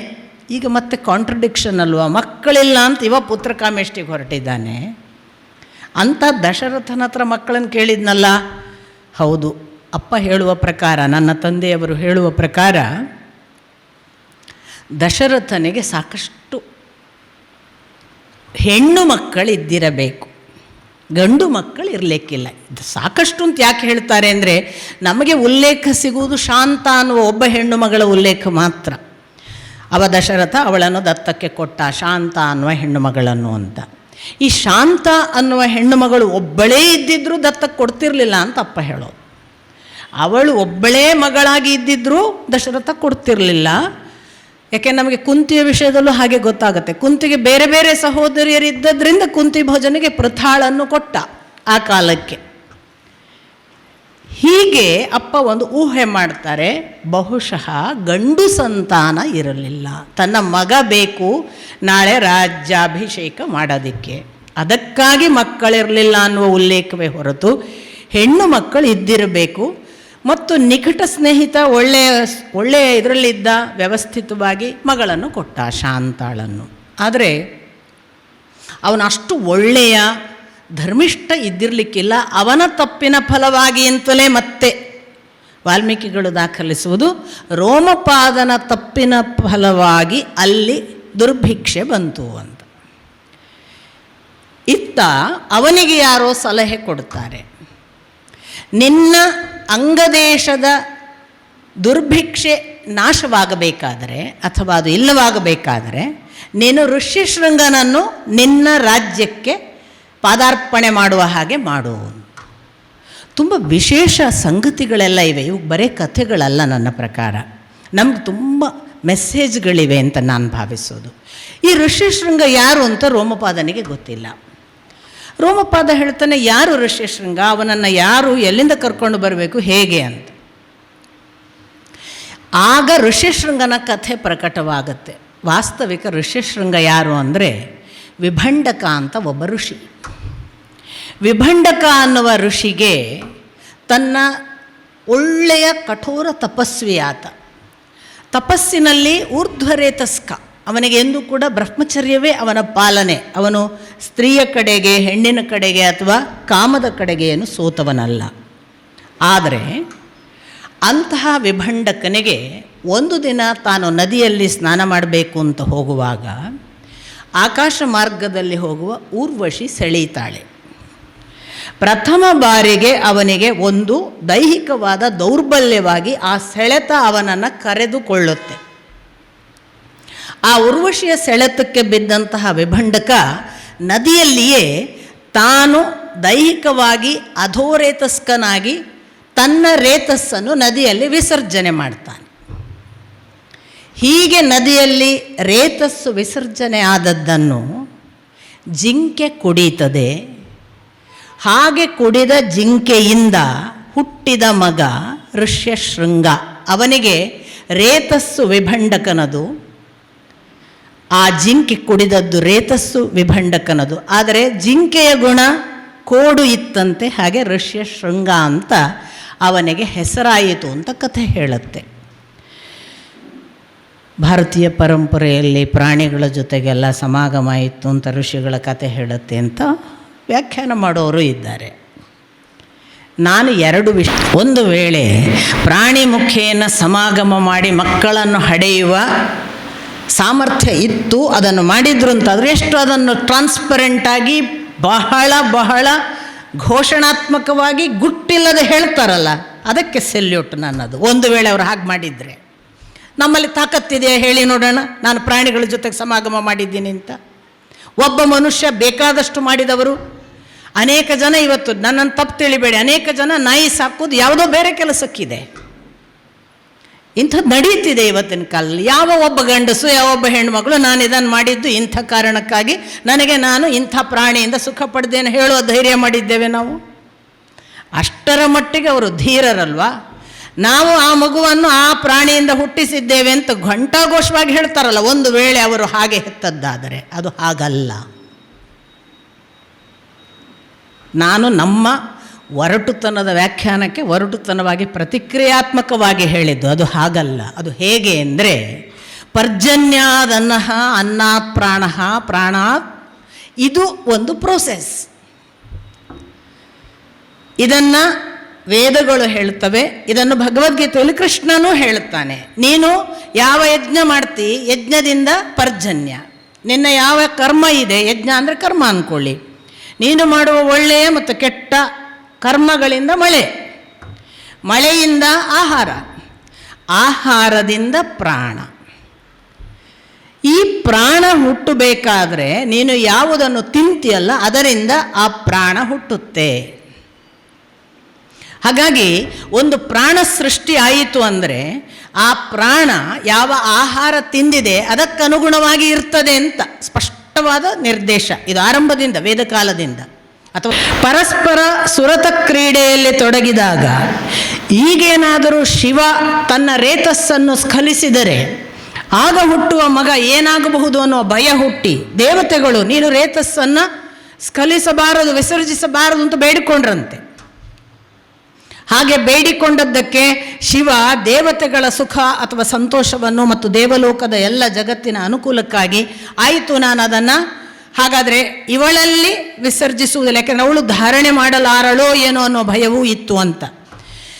ಹಾಗಾದರೆ ನಾನು ಇದನ್ನು ಎಲ್ಲಿ, ನಾನಂತೂ ಈಗ ಅದನ್ನು ವಿಸರ್ಜಿಸಬೇಕು, ಎಲ್ಲಿ ವಿಸರ್ಜಿಸಲಿ ಅಂದಾಗ ನೀನು ಅದನ್ನು ಭೂಮಿಯ ಮೇಲೆ ವಿಸರ್ಜಿಸು ಅಂದಾಗ ಹುಟ್ಟಿದವ ಕುಮಾರ ಸಂಭವ, ಕಾರ್ತಿಕೇಯ, ಷಣ್ಮುಖ, ಸ್ಕನ್ ಅಂದರೆ ಜಾರಿ ಬಿದ್ದ ಕಾರಣವಾಗಿ ಸ್ಕಂದ, ಹೀಗೆಲ್ಲ ಅವನ ಹೆಸರುಗಳು. ಹೀಗೆ ತನ್ನನ್ನು ಸೇರಲಿದ್ದ ತಮ್ಮ ಗಂಡನ ವೀರ್ಯವನ್ನು ತನ್ನ ಒಳಗೆ ಧಾರಣೆ ಮಾಡದ ಹಾಗೆ ಇವರು ತಡೆದರಲ್ಲ ಈ ದೇವತೆಗಳು, ಅದಕ್ಕೆ ಅವಳು ಶಾಪ ಕೊಟ್ಟಳು, ನಿಮಗೆ ಕೂಡ ನಿಮ್ಮ ಹೆಂಡತಿಯ ಮೂಲಕ ಸಂತಾನ ಆಗದೇ ಇರಲಿ. ಹೀಗಾಗಿ ದೇವತೆಗಳು ದೇವತಾ ಸ್ತ್ರೀಯಿಂದ ಸಂತಾನ ಪಡೆಯುವ ಹಾಗಿಲ್ಲ.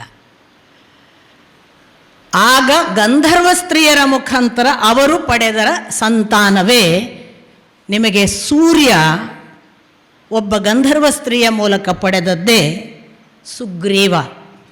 ಇಂದ್ರ ಗಂಧರ್ವ ಸ್ತ್ರೀಯನ್ನು ಸೇರಿ ಪಡೆದದ್ದೇ ವಾಲಿ. ಅಗ್ನಿ ಗಂಧರ್ವ ಸ್ತ್ರೀಯ ಮೂಲಕ ಪಡೆದದ್ದು, ಅಗ್ನಿಗೆ ಶಾಪ ಕೂಡ ಇಲ್ಲ, ಅವನು ಗಂಧರ್ವನನ್ನೇ ಮಾಡಬೇಕಾಗಿಲ್ಲ, ಅವನಿಗೆ ದೇವತೆಗಳ ಶಾಪ ಇಲ್ಲ, ಯಾಕಂದರೆ ಅಗ್ನಿಯಲ್ಲಿ ರಕ್ಷಣೆಗೆ ಹೋಗಿದ್ದ, ಅವನು ವಿನಂತಿಗೆ ಬಂದಿರಲಿಲ್ಲ. ಹಾಗೆ ಅಗ್ನಿಯಿಂದ ಹುಟ್ಟಿದವ ನೀಲ, ವಿಶ್ವಕರ್ಮನಿಂದ ಹುಟ್ಟಿದವ ನಲ, ವಾಯುವಿನಿಂದ ಹುಟ್ಟಿದವ ಹನುಮಂತ, ಕುಬೇರನಿಂದ ಹುಟ್ಟಿದವ ಗಂಧಮಾದನ. ಈ ಅಶ್ವಿನಿ ದೇವತೆಗಳಿಂದ ಮೈಂದ ದ್ವಿವಿಧ. ಇದೆಲ್ಲವೂ ಕೂಡ ನಾವು ಹೇಳುವ ವಾನರ ಸಂತಾನದ ಮೂಲ ತಳಿಗಳು. ಇವರು ಹುಟ್ಟಿದರು. ಈ ಕಡೆ ಇನ್ನು ಯಜ್ಞ ಪುರುಷನಾಗಿ ಭಗವತ್ ತತ್ವ ಪುತ್ರಕಾಮೇಷ್ಟಿಗೆ ಫಲ ಕೊಡುವ ಮೊದಲು ಅತ್ತ ದೇವತೆಗಳ ಮುಖಾಂತರ ಪೂರ್ವ ಭೂಮಿಕೆಯಾಗಿ, ಹಾಗಾಗಿ ಇವರೆಲ್ಲ ರಾಮನಿಗಿಂತ ದೊಡ್ಡವರು ವಯಸ್ಸಿನಲ್ಲಿ, ಮೊದಲೇ ಬಂದಿದ್ದಾರೆ. ಇಷ್ಟಾದಾಗ ಅಗ್ನಿಕುಂಡದಲ್ಲಿ ಯಜ್ಞಪುರುಷನಾಗಿ ಭಗವಂತ ಕಾಣಿಸಿಕೊಂಡನಂತೆ, ಕೈಯಲ್ಲಿ ಪಾಯಸದ ಗಡಿಗೆಯನ್ನು ಹಿಡಿದುಕೊಂಡು. ಸೊ ಯಜ್ಞ ಹವಿಸ್ಸು ಅರ್ಪಣೆ ಆದದ್ದಕ್ಕೆ ಭಗವಂತ ಫಲ ಕೊಟ್ಟ ಅಂತ ದಶರಥನನ್ನು ಕರೆಯಲಾಗಿ ಪುರೋಹಿತರು ಯಜ್ಞಪುರುಷನ ಕಡೆಯಿಂದ ಪಾಯಸವನ್ನು ಸ್ವೀಕರಿಸಿದಾಗ ಅವ ಹೇಳಿದನಂತೆ ಯಜ್ಞಪುರುಷ, ಇದನ್ನು ನಿನ್ನ ಹೆಂಡಂದಿರಿಗೆ ಹಂಚು. ಅಲ್ಲ, ಸಂಸ್ಕೃತ ಗೊತ್ತಿಲ್ಲ, ಪಟ ಹೇಳ್ತಿದ್ರು. ನಾನು ಅವ್ರಿಗೆ ಕೇಳಿದೆ, ನಿಮಗೆ ಹೇಗೆ ಬಂತು ಇದೆಲ್ಲ? ನೀವು ಸಂಸ್ಕೃತ ಶ್ಲೋಕ ಹೇಳ್ತಿದ್ದೀರಲ್ಲ ಅಪ್ಪಾಜಿ, ಹೆಂಗೆ ಬಂತು? ಒಂದೇ ಉತ್ತರ ಕೊಡ್ತಿದ್ರು ಅವರು, ನಮಗೆ ಇಲ್ಲಿ ಕೇಳಿಸ್ತೈತೆ ಅಂತ. ಎಂತ ಬಂದರೂ ಅವರಿಗೆ ಪ್ರಕೃತಿಯಿಂದ ಬರುವುದು. ಅವ್ರು ಹೇಳೋದು ಇಲ್ಲಿ ಐತೆ, ಅದು ಕೇಳಿಸ್ತೈತೆ, ನಾವು ಅಲ್ಲಿ ಕೇಳ್ತೈತೆ, ಅದನ್ನು ನಾನು ನಿಮಗೆ ಹೇಳ್ತೇವೆ. ಇದು ಪ್ರಕೃತಿಯ ಜೊತೆಗೆ ತನ್ಮಯೀ ಭಾವ ಆದವನಿಗೆ ಪ್ರಕೃತಿಯ ಸಕಲ ಗುಣಗಳು ಬರುವ ಒಂದು ಲಕ್ಷಣ. ಋಷ್ಯಶೃಂಗ ಪ್ರಕೃತಿಯ ಒಂದು ಭಾಗ. ಪ್ರಕೃತಿಯ ಭಾಗ ಪ್ರಕೃತಿಯನ್ನೇ ನಂಬಿದ್ದರಿಂದ ಪ್ರಕೃತಿ ಅವನ ಕೂಗಿಗೆ ಓಗೊಡುತ್ತೆ, ಅವನಿಗೆ ವಂಚನೆ ಮಾಡೋದಿಲ್ಲ, ಅವನನ್ನು ಎಂದೂ ನೋಯಿಸಿಕೊಳ್ಳಕ್ಕೆ ಬಿಡೋದಿಲ್ಲ. ಯಾಕೆ? ತನ್ನ ಮಗುವಿನ ಹಾಗೆ, ಅಯ್ಯೋ ನನ್ನ ಮಗುಗೆ ಮಳೆ ಬೇಕು ಅನ್ನತ್ತೆ, ಅಯ್ಯೋ ನನ್ನ ಮಗು ಒದ್ದಾಡುತ್ತೆ, ನನ್ನ ಮಗು, ಈ ಭಾವ ಅದಕ್ಕೂ ಬಂದ್ಬಿಡುತ್ತೆ ಪ್ರಕೃತಿಗೆ. ಇಂಥ ಭಾವದಲ್ಲಿ ಋಷ್ಯಶೃಂಗ ಇದ್ದ ಅಂತ ನನ್ನ ತಿಳುವಳಿಕೆ. ಹೀಗಾಗಿ ಯಾವ ಊರಿನಲ್ಲಿ ಮಳೆ ಇಲ್ಲ ಅಲ್ಲಿ ಋಷ್ಯಶೃಂಗ ಪಾದ ಇಟ್ಟರೆ ಋಷ್ಯಶೃಂಗನಿಗೆ ಮಳೆ ಬೇಕು, ಆದ್ದರಿಂದ ಮಳೆ ಕೊಡಬೇಕು ಅಂತ ಪ್ರಕೃತಿಗೆ ಗೊತ್ತಾಗ್ತಿತ್ತು. ಅವ ಬಂದಿದ್ದಾನೆ ಅಂದರೆ ನನ್ನ ಮಗು, ಅವನು ಈ ಊರಲ್ಲಿ ನೀರಿಲ್ಲದೆ ಒದ್ದಾಡಬಾರ್ದು, ಆದ್ದರಿಂದ ಋಷ್ಯಶೃಂಗ ಬಂದಿದ್ದಾನೆ ಅಂದರೆ ಇಲ್ಲಿ ಮಳೆ ಸುರಿಬೇಕು, ಇವನಿಗೆ ಕಷ್ಟ ಆಗಬಾರ್ದು ಅನ್ನುವ ಒಂದು ಇಂಟರ್ ಕನೆಕ್ಟೆಡ್ ಜೀವ ಸಂಬಂಧ ಋಷ್ಯಶೃಂಗನಿಗೆ ಇತ್ತು ಅಂತ ಹೊಳೆಯುತ್ತದೆ, ಕಾಣಿಸ್ತದೆ. ಹಾಗಿದ್ದ ಋಷ್ಯಶೃಂಗನನ್ನು ಕರೆಸಿದರೆ ಮಳೆ ಆಗ್ತದೆ ಅನ್ನುವುದೂ ಕೂಡ ಋಷಿಗಳಿಗೆ ಗೊತ್ತಿರುವ ಸತ್ಯ, ಉಳಿದವರಿಗೆ ಗೊತ್ತಿಲ್ಲ. ಅಂಥ ಋಷ್ಯಶೃಂಗನನ್ನು ಕರೆಸಿ ಅಂದಾಗ ಋಷ್ಯಶೃಂಗನ ಹೆಂಗೆ ಕರೆಸೋದು? ಹೆಂಗಾರು ಕರೆಸ್ಬೇಕಲ್ಲ, ಹೋಗಿ ಸತ್ಯ ಹೇಳಿದರೆ ಅವನೇನು ಬರೋದಿಲ್ಲ. ಯಾಕೆ? ಅವನಿಗೆ ಅವನದ್ದೇ ಒಂದು ವಾತಾವರಣದಲ್ಲಿ ಇದ್ದವನು, ಅವನಿಗೆ ಗೊತ್ತಿಲ್ಲ ಬೇರೆ ಜಗತ್ತು. ಒಂದಿಷ್ಟು ಹುಡುಗರನ್ನು ನಿಯುಕ್ತ ಮಾಡಿದ್ರಂತೆ, ಹೋಗಿಪ್ಪ ಕರ್ಕೊಂಬನ್ನಿ ಅಂತ. ಅವರೆಲ್ಲ ಒಟುಗಳು, ಅವರು ಬ್ರಾಹ್ಮಣ ಒಟುಗಳು ಹೇಳಿದ್ರಂತೆ, ಇಲ್ಲ ನಾವೇನು ಹೋಗೋದಿಲ್ಲ, ಅವನೇನಾದರೂ ಕೋಪಿಸಿಕೊಂಡು ಶಪಿಸಿದ ಅಂದರೆ ನಮ್ಮ ಗತಿ ಏನು ಸಾಧ್ಯವೇ ಇಲ್ಲ, ನಾವು ಅವನನ್ನು ಕರ್ಕೊಂಡು ಬರೋಕ್ಕೆ ಸಾಧ್ಯ ಇಲ್ಲ, ಮತ್ತು ಯಾರು ಹೋಗೋದು? ಹಾಗಾದರೆ ಅವರೇ ಸಲಹೆ ಕೊಟ್ಟರಂತೆ ಆ ಬ್ರಾಹ್ಮಣ ಒಟುಗಳು, ಒಂದಿಷ್ಟು ವೇಶ್ಯೆಯರನ್ನು ಮೋಡಿ ಮಾಡಲಿಕ್ಕೆ ಕಳಿಸಿ, ಅವನು ಕಾಣದ ಆ ಒಂದು ಪ್ರಕೃತಿಯ ಭಾಗ ಉಂಟಲ್ಲ ಅದಕ್ಕೆ ಒಲಿದಾನು. ಆದ್ದರಿಂದ ಗಂಡಸಾಗಿ ತಂದೆಯನ್ನು ನೋಡಿದ್ದಾನೆ, ಗಂಡು ಹುಡುಗರು ಗೊತ್ತಾದೀತು ಬೇರೆ, ಇವರು ಬೇರೆ ಅಂತ. ಹೆಣ್ಣುಮಕ್ಕಳು ಗೊತ್ತೇ ಇಲ್ಲಲ್ಲ, ನೋಡೇ ಇಲ್ಲ. ಪ್ರಕೃತಿ ತತ್ವದ ಭಾಗವೇ ಆದ ಹೆಣ್ಣುಮಕ್ಕಳನ್ನು ಕಳಿಸಿ ಎಲ್ಲಾದರೂ ಬಂದಾನ ಏನ?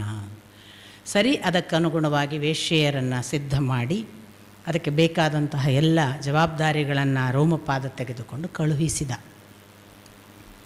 ಅಂಥ ರೋಮಪಾದ ಕಳುಹಿಸಿದ ವೇಶ್ಯೆಯರು ಏನೋ ಕಾರಣವಾಗಿ ತನ್ನ ಪಾಡಿಗೆ ಆಶ್ರಮದ ಕೋಣೆಯ ಒಳಗಿಂದ, ಕುಟೀರದ ಒಳಗಿದ್ದ ಋಷ್ಯಶೃಂಗ ಅಪ್ಪನಿಲ್ಲದ ಹೊತ್ತಿನಲ್ಲಿ ವಿಹರಿಸ್ತಾ ಇದ್ದಾನೆ ಹೊರಗೆ ಪ್ರಕೃತಿಯ ಮಧ್ಯೆ. ಆ ಹೊತ್ತಿಗೆ ಒಬ್ಬ ಯುವಕನೂ ಹೌದು, ಹುಡುಗನೂ ಹೌದು, ಅವನನ್ನು ಸೆಳೆಯಲಿಕ್ಕೆ ಏನು ಬೇಕು ಅಂತಹ ಚಹರೆ ಕುರುಹುಗಳಿಂದ ಈ ಹೆಣ್ಮಕ್ಕಳು ಒಂದಿಷ್ಟು ಲಾಲಿತ್ಯ ಪ್ರದರ್ಶನ ಮಾಡಿ ಹಾಡಿಯೋ ರಂಜಿಸಿಯೋ ಅವನ ಆಕರ್ಷಣೆಯನ್ನು ಸೆಳೆಯಲಾಗಿ ಪ್ರಕೃತಿ ತತ್ವದ ಭಾಗವಾಗಿ ಮುಗ್ಧವಾಗಿದ್ದ ಮಗು ಇದೇನು ಹೊಸದು ಅಂತ ನೋಡಿ ಬೆನ್ನು ಹತ್ತಿತು. ಇಲ್ಲಿವರೆಗೆ ನೋಡಲಿಲ್ಲ. ಇಲ್ಲಿವರೆಗೆ ಚಿಟ್ಟೆಯನ್ನು ನೋಡಿದೆ, ಪತಂಗ ನೋಡಿದೆ, ಒಂದು ಹಕ್ಕಿಯನ್ನು ನೋಡಿದೆ, ಒಂದು ಪ್ರಾಣಿಯನ್ನು ನೋಡಿದೆ, ಯಾವುದೋ ಜಿಂಕೆ ನವಿಲುಗಳನ್ನು ನೋಡಿದೆ, ಆನೆ ನೋಡಿದೆ, ಸಿಂಹ ನೋಡಿದೆ, ಹುಲಿಯನ್ನು ನೋಡಿದೆ, ಆದರೆ ಇಂಥದ್ದೊಂದು ನೋಡೇ ಇಲ್ವಲ್ಲ ಅಂತ ಸಹಜ ಕುತೂಹಲವಾಗಿ ಬೆನ್ನು ಹತ್ತಿದರೆ ವೇಶ್ಯರಾದಷ್ಟು ದೂರ ದೂರ ದೂರ ಕರ್ಕೊಂಡು ಹೋಗಿ ಒಲಿಸುವ ಹಾಗೆ ಮಾಡಿ ಅವನಿಗೆ ಅಲ್ಲಲ್ಲಿ ದೈಹಿಕ ಸುಖಗಳ ಭಾವ ಮುಟ್ಟುವ ಹಾಗೆ ಒಂದು ಮುತ್ತೋ ಒಂದು ಸ್ಪರ್ಶವೋ ರೋಮಾಂಚನ ಆಗುವ ಹಾಗೆ ಮಾಡಿ ಒಂದು ಆಕರ್ಷಣೆಗೆ ಈ ಮುಗ್ಧ ಮಗುವನ್ನು ಕರಕೊಂಡ್ರು. ಅವನು ಅದರಿಂದ ಒಂದು ಥರದ ಮೈ ಮರೆವಿಗೆ ಒಳಗಾದ. ಅಷ್ಟು ಮಾಡಿ ಅವರು ಇಲ್ಲವಾದರು. ಮತ್ತೆ ರಾತ್ರಿ ಆಗ್ತಾ ಬಂದಿತ್ತು, ಮನೆಗೆ ಬಂದ. ಮತ್ತೆ ವಿಭಂಡಕ ಅಪ್ಪ ಇವನು ಏನು ಹೇಳಲಿಲ್ಲ. ಮರುದಿನ ವಿಭಂಡಕ ಮತ್ತೆ ಹೊರಗೆ ಹೋಗಿದ್ದಾನೆ. ಋಷ್ಯಶೃಂಗನಿಗೆ ಅವರದೇ ಸೆಳೆತ. ಈ ಬಾರಿ ಅವರು ಹೇಳಿದರು, ನಾವು ನಿನ್ನನ್ನು ಕರ್ಕೊಂಡು ಹೋಗ್ತೇವೆ, ಇನ್ನೂ ಚೆನ್ನಾದ ಜಗತ್ತಿದೆ ಅಂತ ಕರ್ಕೊಂಡು ಬಂದರು. ಹಾಗೆ ಅಂಗದೇಶಕ್ಕೆ ಬಂದು ಪಾದ ಇಟ್ಟ ತಕ್ಷಣ ಋಷ್ಯಶೃಂಗನ ಪಾದಸ್ಪರ್ಶಕ್ಕೆ ಅಂಗದೇಶದಲ್ಲಿ ಇದುವರೆಗೆ ಕಾಣದ ಬರಗಾಲವೆಲ್ಲವೂ ಅಳಿದು ಹೋಗುವ ಹಾಗೆ ಬಹಳ ದೊಡ್ಡ ಮಳೆಯಾಗಿ ಸುಭಿಕ್ಷೆ ಕಾರಣವಾಗಿ ಋಷ್ಯಶೃಂಗ ಇಡೀ ವಾತಾವರಣವನ್ನು ಪರಿವರ್ತಿಸಿದ. ತತ್ಕಾರಣವಾಗಿ ರೋಮಪಾದ ಅವನಿಗೆ ನಮಸ್ಕರಿಸಿ, ನೀನು ಮಾಡಿದ ಉಪಕಾರಕ್ಕೆ, ನೀನೊಂದು ಹೆಣ್ಣನ್ನು ಬೆನ್ನು ಹತ್ತಿಕೊಂಡು ಬಂದಿದ್ದೀಯಲ್ಲ, ಆ ಹೆಣ್ಣು ಬೇಡ, ಆ ಹೆಣ್ಣು ಮಕ್ಕಳು ಇರಲಿ, ನಿನಗೊಬ್ಬ ಕನ್ಯೆಯನ್ನು ನಾನು ಕೊಡ್ತೇನೆ ಅಂತ ಈ ದಶರಥನ ಮಗಳು ಶಾಂತಾಳನ್ನು ಮದುವೆ ಮಾಡಿಕೊಟ್ಟ. ಹಾಗೆ ದಶರಥನ ಮಗಳು ಶಾಂತಾಳನ್ನು ಮದುವೆಯಾದ ಋಷ್ಯಶೃಂಗನಿಗೆ ಈಗ ಎರಡು ಅರ್ಥದಲ್ಲಿ ಇಬ್ಬರು ಮಾವಂದರಾದರು. ಆ ಕಡೆ ರೋಮಪಾದನೂ ಮಾವ, ಆ ಕಡೆ ದಶರಥನೂ ಮಾವ. ರೋಮಪಾದನಿಗೆ ದತ್ತಕ ಮಗಳು, ದಶರಥನಿಗೆ ಸ್ವಂತ ಮಗಳು. ಸ್ವಂತ ಮಗಳ ಗಂಡ ಈಗ ಅಳಿಯ. ಶಬ್ದ ನೋಡಿ ಕನ್ನಡದಲ್ಲಿ. ಯಾರು ವಂಶವನ್ನು ಅಳಿಯದಂತೆ ನೋಡುತ್ತಾನಲ್ಲ ಅವನು ಅಳಿಯ. ಯಾರು ಅತ್ಯಂತ ಪ್ರೀತ್ಯಾಸ್ಪದಳಲ್ಲ ಅವಳು ಅಳ್ತಿಗೆ. ಅಳ್ತಿ ಅಂದರೆ ಪ್ರೀತಿ. ಅತ್ಯಂತ ಪ್ರೀತ್ಯಾಸ್ಪದಳು ಯಾರು? ಅವಳು ಅಳ್ತಿಗೆ. ಯಾಕೆ ಪ್ರೀತ್ಯಾಸ್ಪದಳು? ತನ್ನ ಮನೆ ಮಠ ಬಂಧು ಬಾಂಧವ ಅಪ್ಪ ಅಮ್ಮ ಎಲ್ಲರನ್ನು ಬಿಟ್ಟು ಈ ಕುಟುಂಬಕ್ಕಾಗಿ ಪ್ರೀತಿಯಿಂದ ಬರ್ತಾಳೆ. ಅವಳನ್ನು ಅತ್ಯಂತ ಪ್ರೀತಿಯಿಂದ ನೋಡ್ಕೋಬೇಕು ಅಂತ. ಆದ್ದರಿಂದ ಕನ್ನಡದ ಶಬ್ದ ಅಳ್ತಿಗೆ.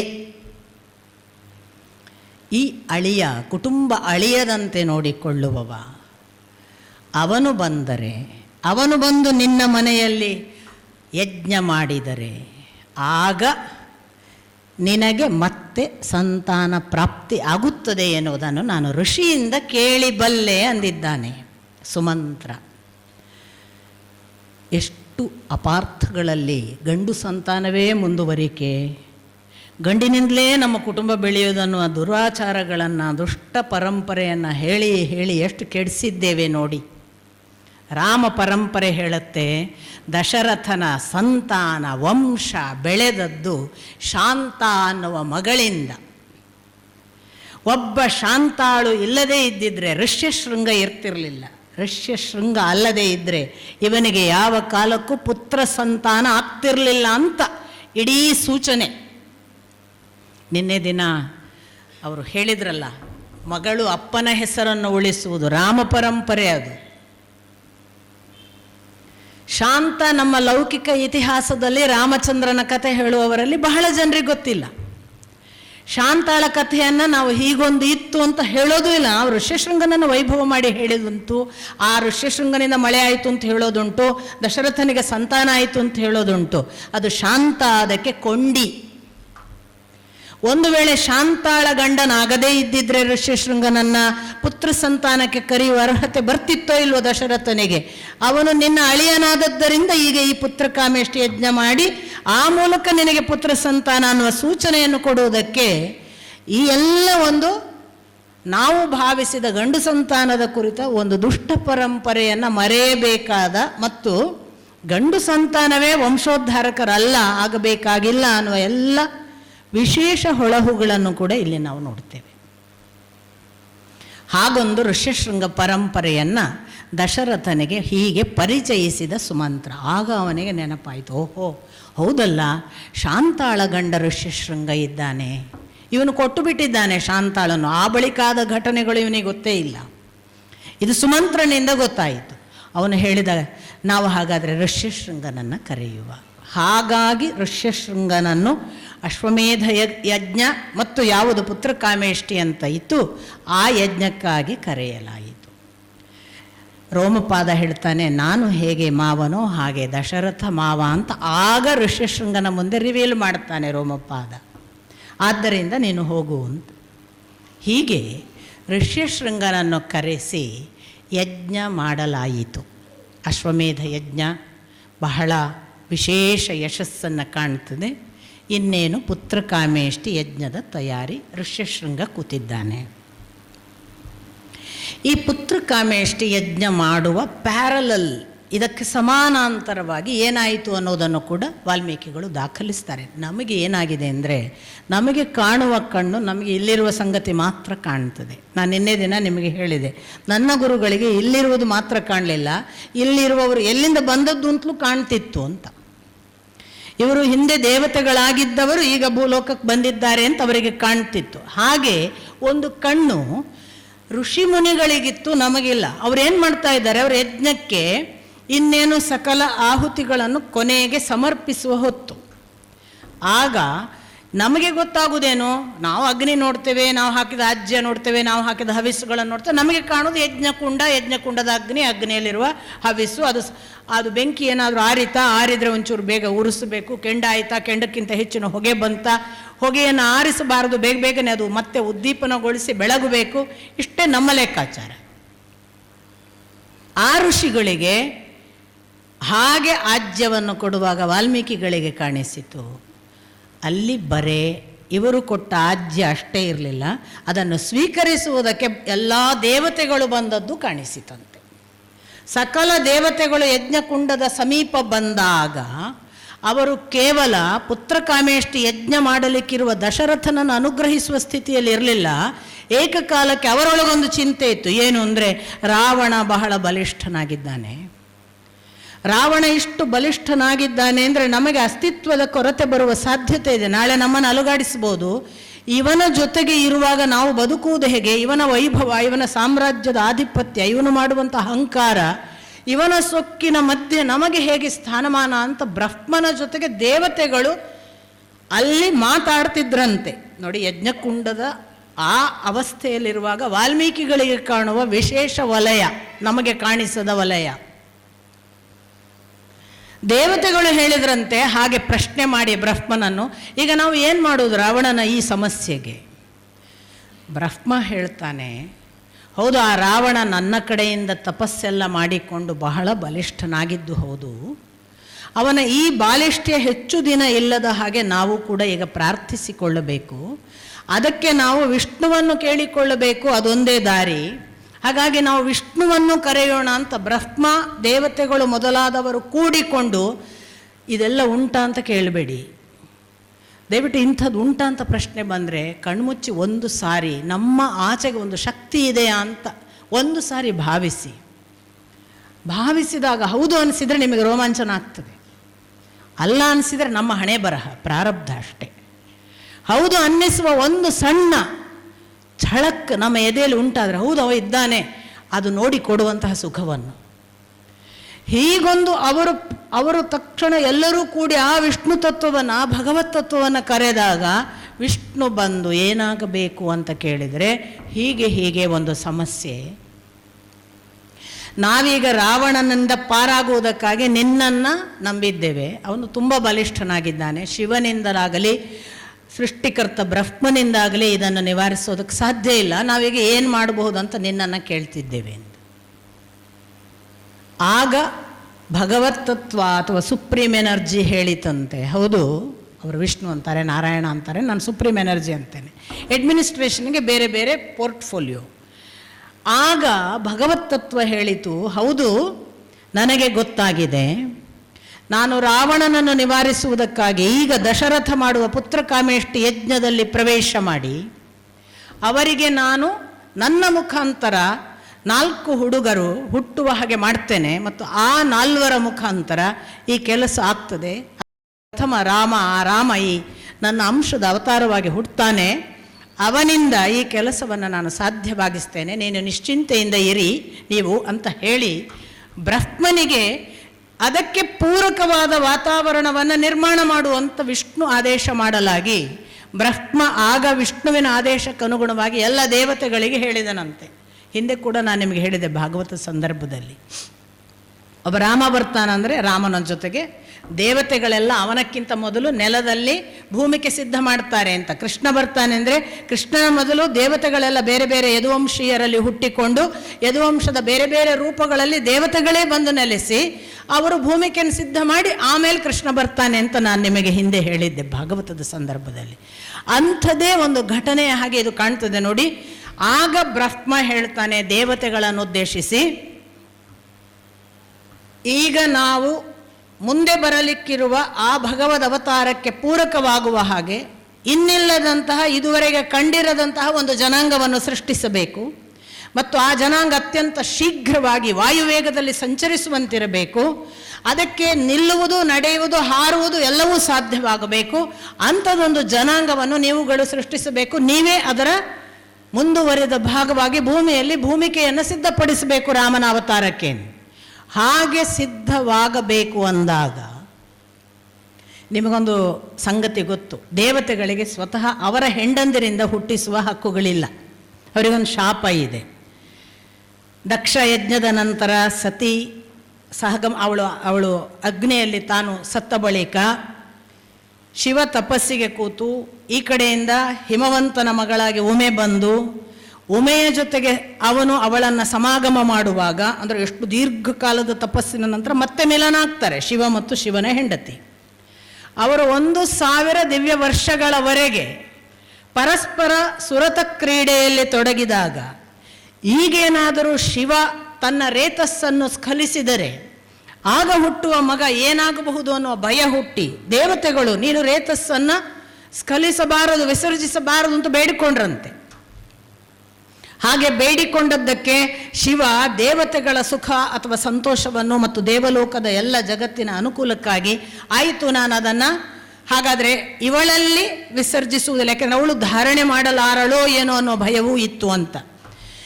ಹಾಗಾದರೆ ನಾನಿದನ್ನು ನಾನಂತೂ ಈಗ ಅದನ್ನು ವಿಸರ್ಜಿಸಬೇಕು, ಎಲ್ಲಿ ವಿಸರ್ಜಿಸಲಿ ಅಂದಾಗ ನೀನು ಅದನ್ನು ಭೂಮಿಯ ಮೇಲೆ ವಿಸರ್ಜಿಸು ಅಂದಾಗ ಹುಟ್ಟಿದವ ಕುಮಾರ ಸಂಭವ, ಕಾರ್ತಿಕೇಯ, ಷಣ್ಮುಖ, ಅಂದರೆ ಜಾರಿ ಬಿದ್ದ ಕಾರಣವಾಗಿ ಸ್ಕಂದ, ಹೀಗೆಲ್ಲ ಅವನ ಹೆಸರುಗಳು.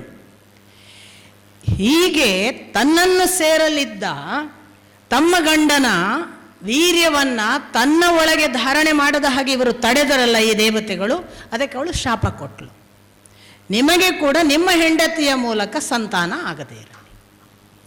ಹೀಗಾಗಿ ದೇವತೆಗಳು ದೇವತಾ ಸ್ತ್ರೀಯಿಂದ ಸಂತಾನ ಪಡೆಯುವ ಹಾಗಿಲ್ಲ. ಆಗ ಗಂಧರ್ವ ಸ್ತ್ರೀಯರ ಮುಖಾಂತರ ಅವರು ಪಡೆದರ ಸಂತಾನವೇ ನಿಮಗೆ ಸೂರ್ಯ ಒಬ್ಬ ಗಂಧರ್ವ ಸ್ತ್ರೀಯ ಮೂಲಕ ಪಡೆದದ್ದೇ ಸುಗ್ರೀವ, ಇಂದ್ರ ಗಂಧರ್ವ ಸ್ತ್ರೀಯನ್ನು ಸೇರಿ ಪಡೆದದ್ದೇ ವಾಲಿ, ಅಗ್ನಿ ಗಂಧರ್ವ ಸ್ತ್ರೀಯ ಮೂಲಕ ಪಡೆದದ್ದು, ಅಗ್ನಿಗೆ ಶಾಪ ಕೂಡ ಇಲ್ಲ, ಅವನು ಗಂಧರ್ವನನ್ನೇ ಮಾಡಬೇಕಾಗಿಲ್ಲ, ಅವನಿಗೆ ದೇವತೆಗಳ ಶಾಪ ಇಲ್ಲ, ಯಾಕಂದರೆ ಅಗ್ನಿಯಲ್ಲಿ ರಕ್ಷಣೆಗೆ ಹೋಗಿದ್ದ, ಅವನು ವಿನಂತಿಗೆ ಬಂದಿರಲಿಲ್ಲ. ಹಾಗೆ ಅಗ್ನಿಯಿಂದ ಹುಟ್ಟಿದವ ನೀಲ, ವಿಶ್ವಕರ್ಮನಿಂದ ಹುಟ್ಟಿದವ ನಲ, ವಾಯುವಿನಿಂದ ಹುಟ್ಟಿದವ ಹನುಮಂತ, ಕುಬೇರನಿಂದ ಹುಟ್ಟಿದವ ಗಂಧಮಾದನ. ಈ ಅಶ್ವಿನಿ ದೇವತೆಗಳಿಂದ ಮೈಂದ ದ್ವಿವಿಧ, ಇದೆಲ್ಲವೂ ಕೂಡ ನಾವು ಹೇಳುವ ವಾನರ ಸಂತಾನದ ಮೂಲ ತಳಿಗಳು. ಇವರು ಹುಟ್ಟಿದರು. ಈ ಕಡೆ ಇನ್ನು ಯಜ್ಞ ಪುರುಷನಾಗಿ ಭಗವತ್ತತ್ವ ಪುತ್ರಕಾಮೇಷ್ಟಿಗೆ ಫಲ ಕೊಡುವ ಮೊದಲು ಅತ್ತ ದೇವತೆಗಳ ಮುಖಾಂತರ ಪೂರ್ವ ಭೂಮಿಕೆಯಾಗಿ. ಹಾಗಾಗಿ ಇವರೆಲ್ಲ ರಾಮನಿಗಿಂತ ದೊಡ್ಡವರು ವಯಸ್ಸಿನಲ್ಲಿ, ಮೊದಲೇ ಬಂದಿದ್ದಾರೆ. ಇಷ್ಟಾದಾಗ ಅಗ್ನಿಕುಂಡದಲ್ಲಿ ಯಜ್ಞಪುರುಷನಾಗಿ ಭಗವಂತ ಕಾಣಿಸಿಕೊಂಡನಂತೆ, ಕೈಯಲ್ಲಿ ಪಾಯಸದ ಗಡಿಗೆಯನ್ನು ಹಿಡಿದುಕೊಂಡು. ಸೊ ಯಜ್ಞ ಹವಿಸ್ಸು ಅರ್ಪಣೆ ಆದದ್ದಕ್ಕೆ ಭಗವಂತ ಫಲ ಕೊಟ್ಟ ಅಂತ ದಶರಥನನ್ನು ಕರೆಯಲಾಗಿ ಪುರೋಹಿತರು ಯಜ್ಞ ಪುರುಷನ ಕಡೆಯಿಂದ ಪಾಯಸವನ್ನು ಸ್ವೀಕರಿಸಿದಾಗ ಅವ ಹೇಳಿದನಂತೆ ಯಜ್ಞ ಪುರುಷ, ಇದನ್ನು ನಿನ್ನ ಹೆಂಡಂದಿರಿಗೆ ಹಂಚು. 3 ಜನ ಹೆಂಡಂದಿರು ಅಂತ ನಮಗಾಗ ಗೊತ್ತಾಗತ್ತೆ ಆ ಪಾಲು ಮಾಡುವಾಗ. ಈ ಕೌಸಲ್ಯೆ, ಸುಮಿತ್ರೆ ಮತ್ತು ಕೈಕೇಯಿ ಎನ್ನುವ 3 ಹೆಂಡಂದಿರಿಗೆ ಹಂಚಬೇಕು. ಈಗ ದಶರಥ ಕೈಯಲ್ಲಿ ತಗೊಂಡಿದ್ದಾನೆ, ಹಂಚು ಅಂತ ಆದೇಶ ಆಗಿದೆ. ಯಜ್ಞ ಪುರುಷ ಮತ್ತೆ ಅಂತರ್ಧಾನನಾಗಿದ್ದಾನೆ. ಇವನು ಅದನ್ನು ಹಂಚಿದ. ಮತ್ತೆ ನೋಡಿ, ಆಹಾರಾತ್ ಅನ್ನಾತ್ ಪ್ರಾಣಃ, ಅಲ್ಲಿಗೆ ಬರಬೇಕು ಪುನಃ. ಪಾಯಸ ತಿಂದದ್ದೇ ಗರ್ಭಿಣಿ ಆದದ್ದು ಅಂತಲ್ಲ, ಆ ಪಾಯಸದ ಪರಿಣಾಮವಾಗಿ ಗರ್ಭಶುದ್ಧಿ ನಾವು ಮಾಡಿಸ್ತೀವಲ್ಲ, ನಮ್ಮಲ್ಲಿದೆ ಅಲ್ಲ. ಎಷ್ಟೋ ಸಾರಿ ಮಕ್ಕಳಾಗದ ತಾಯಿಗೆ ಗರ್ಭಶುದ್ಧಿ ಅಂತ ಒಂದು ಪ್ರೋಸೆಸ್ಸನ್ನು ಡಾಕ್ಟರ್ ಮಾಡ್ತಾರೆ. ಮೊದಲು ಗರ್ಭಶುದ್ಧೀಕರಣ ಅಂತ, DNC ಅಂತ. ಅಷ್ಟಕ್ಕೆ ಅಲ್ಲ, ಮತ್ತಿನ್ನೇನು, ಆ ಗರ್ಭಶುದ್ಧಿ ಆದಮೇಲೆ 6 ತಿಂಗಳು ಈ ಮಾತ್ರೆ ತಗೊಳ್ಳಿ ಅಂತಾರೆ, ಅಥವಾ 3 ತಿಂಗಳು, ಡಿಪೆಂಡ್ಸ್, ಅವರವರ ಇದೆ. ಅದಾದ ನಂತರ ಇಷ್ಟು ಸಮಯದ ಮೇಲೆ ಹೀಗೆ ನೀವು ಪರಸ್ಪರ ಮಿಲನ ಆಗಬೇಕು, ಆಗ ನಿಮಗೆ ಒಂದು ಮಗುವಿನ ಸಾಧ್ಯತೆ, ಇದು ಹೇಳ್ತಾರೆ. ಈ ಟ್ಯಾಬ್ಲೆಟ್ ಏನು ಕೆಲಸ ಮಾಡುತ್ತೆ? ಗರ್ಭಶುದ್ಧಿಯ ಉತ್ತರ ಭಾಗದ ಇನ್ನೇನೇನೋ ಪ್ರೋಸೆಸ್ಸನ್ನು ಮಾಡುತ್ತೆ. ಇಲ್ಲಿ ಆಹಾರವಾಗಿ ಪಾಯಸ ಕೊಟ್ಟಾಗ ಇವರಿಗೆ ಮಕ್ಕಳಾಗದ ಯಾವುದೋ ಗರ್ಭಶುದ್ಧೀಕರಣ, ತತ್ಪರಿಣಾಮವಾಗಿ ಗರ್ಭವು ಮುಂದಿನ 3 ಜನ ಹೆಂಡಂದಿರು ಅಂತ ನಮಗಾಗ ಗೊತ್ತಾಗತ್ತೆ ಆ ಪಾಲು ಮಾಡುವಾಗ. ಈ ಕೌಸಲ್ಯೆ, ಸುಮಿತ್ರೆ ಮತ್ತು ಕೈಕೇಯಿ ಎನ್ನುವ 3 ಹೆಂಡಂದಿರಿಗೆ ಹಂಚಬೇಕು. ಈಗ ದಶರಥ ಕೈಯಲ್ಲಿ ತಗೊಂಡಿದ್ದಾನೆ, ಹಂಚು ಅಂತ ಆದೇಶ ಆಗಿದೆ. ಯಜ್ಞ ಪುರುಷ ಮತ್ತೆ ಅಂತರ್ಧಾನನಾಗಿದ್ದಾನೆ. ಇವನು ಅದನ್ನು ಹಂಚಿದ. ಮತ್ತೆ ನೋಡಿ, ಆಹಾರಾತ್ ಅನ್ನಾತ್ ಪ್ರಾಣಃ, ಅಲ್ಲಿಗೆ ಬರಬೇಕು ಪುನಃ. ಪಾಯಸ ತಿಂದದ್ದೇ ಗರ್ಭಿಣಿ ಆದದ್ದು ಅಂತಲ್ಲ, ಆ ಪಾಯಸದ ಪರಿಣಾಮವಾಗಿ ಗರ್ಭಶುದ್ಧಿ ನಾವು ಮಾಡಿಸ್ತೀವಲ್ಲ, ನಮ್ಮಲ್ಲಿದೆ ಅಲ್ಲ. ಎಷ್ಟೋ ಸಾರಿ ಮಕ್ಕಳಾಗದ ತಾಯಿಗೆ ಗರ್ಭಶುದ್ಧಿ ಅಂತ ಒಂದು ಪ್ರೋಸೆಸ್ಸನ್ನು ಡಾಕ್ಟರ್ ಮಾಡ್ತಾರೆ. ಮೊದಲು ಗರ್ಭಶುದ್ಧೀಕರಣ ಅಂತ, DNC ಅಂತ. ಅಷ್ಟಕ್ಕೆ ಅಲ್ಲ, ಮತ್ತಿನ್ನೇನು, ಆ ಗರ್ಭಶುದ್ಧಿ ಆದಮೇಲೆ 6 ತಿಂಗಳು ಈ ಮಾತ್ರೆ ತಗೊಳ್ಳಿ ಅಂತಾರೆ, ಅಥವಾ 3 ತಿಂಗಳು, ಡಿಪೆಂಡ್ಸ್, ಅವರವರ ಇದೆ. ಅದಾದ ನಂತರ ಇಷ್ಟು ಸಮಯದ ಮೇಲೆ ಹೀಗೆ ನೀವು ಪರಸ್ಪರ ಮಿಲನ ಆಗಬೇಕು, ಆಗ ನಿಮಗೆ ಒಂದು ಮಗುವಿನ ಸಾಧ್ಯತೆ, ಇದು ಹೇಳ್ತಾರೆ. ಈ ಟ್ಯಾಬ್ಲೆಟ್ ಏನು ಕೆಲಸ ಮಾಡುತ್ತೆ? ಗರ್ಭಶುದ್ಧಿಯ ಉತ್ತರ ಭಾಗದ ಇನ್ನೇನೇನೋ ಪ್ರೋಸೆಸ್ಸನ್ನು ಮಾಡುತ್ತೆ. ಇಲ್ಲಿ ಆಹಾರವಾಗಿ ಪಾಯಸ ಕೊಟ್ಟಾಗ ಇವರಿಗೆ ಮಕ್ಕಳಾಗದ ಯಾವುದೋ ಗರ್ಭಶುದ್ಧೀಕರಣ, ತತ್ಪರಿಣಾಮವಾಗಿ ಗರ್ಭವು ಮುಂದಿನ ಯಾವ ಗರ್ಭ ಸೃಷ್ಟಿಕ್ರಿಯೆ ಇದೆ ಅದಕ್ಕೆ ಸಿದ್ಧವಾಯಿತು ಅಂತ ಭಾವಿಸಬಹುದು. ದಶರಥನಿಗೆ 3 ಹೆಂಡಂದರು, ಒಂದು ಗಡಿಗೆ ಸಮಪಾಲು ಮಾಡು ಅಂದಾಗ ನನಗೆ ಈಗಲೂ ಗೊತ್ತಿಲ್ಲ ದಶರಥ ಒಮ್ಮೆಗೆ 3 ಪಾಲು ಯಾಕೆ ಮಾಡಲಿಲ್ಲ ಅಂತ.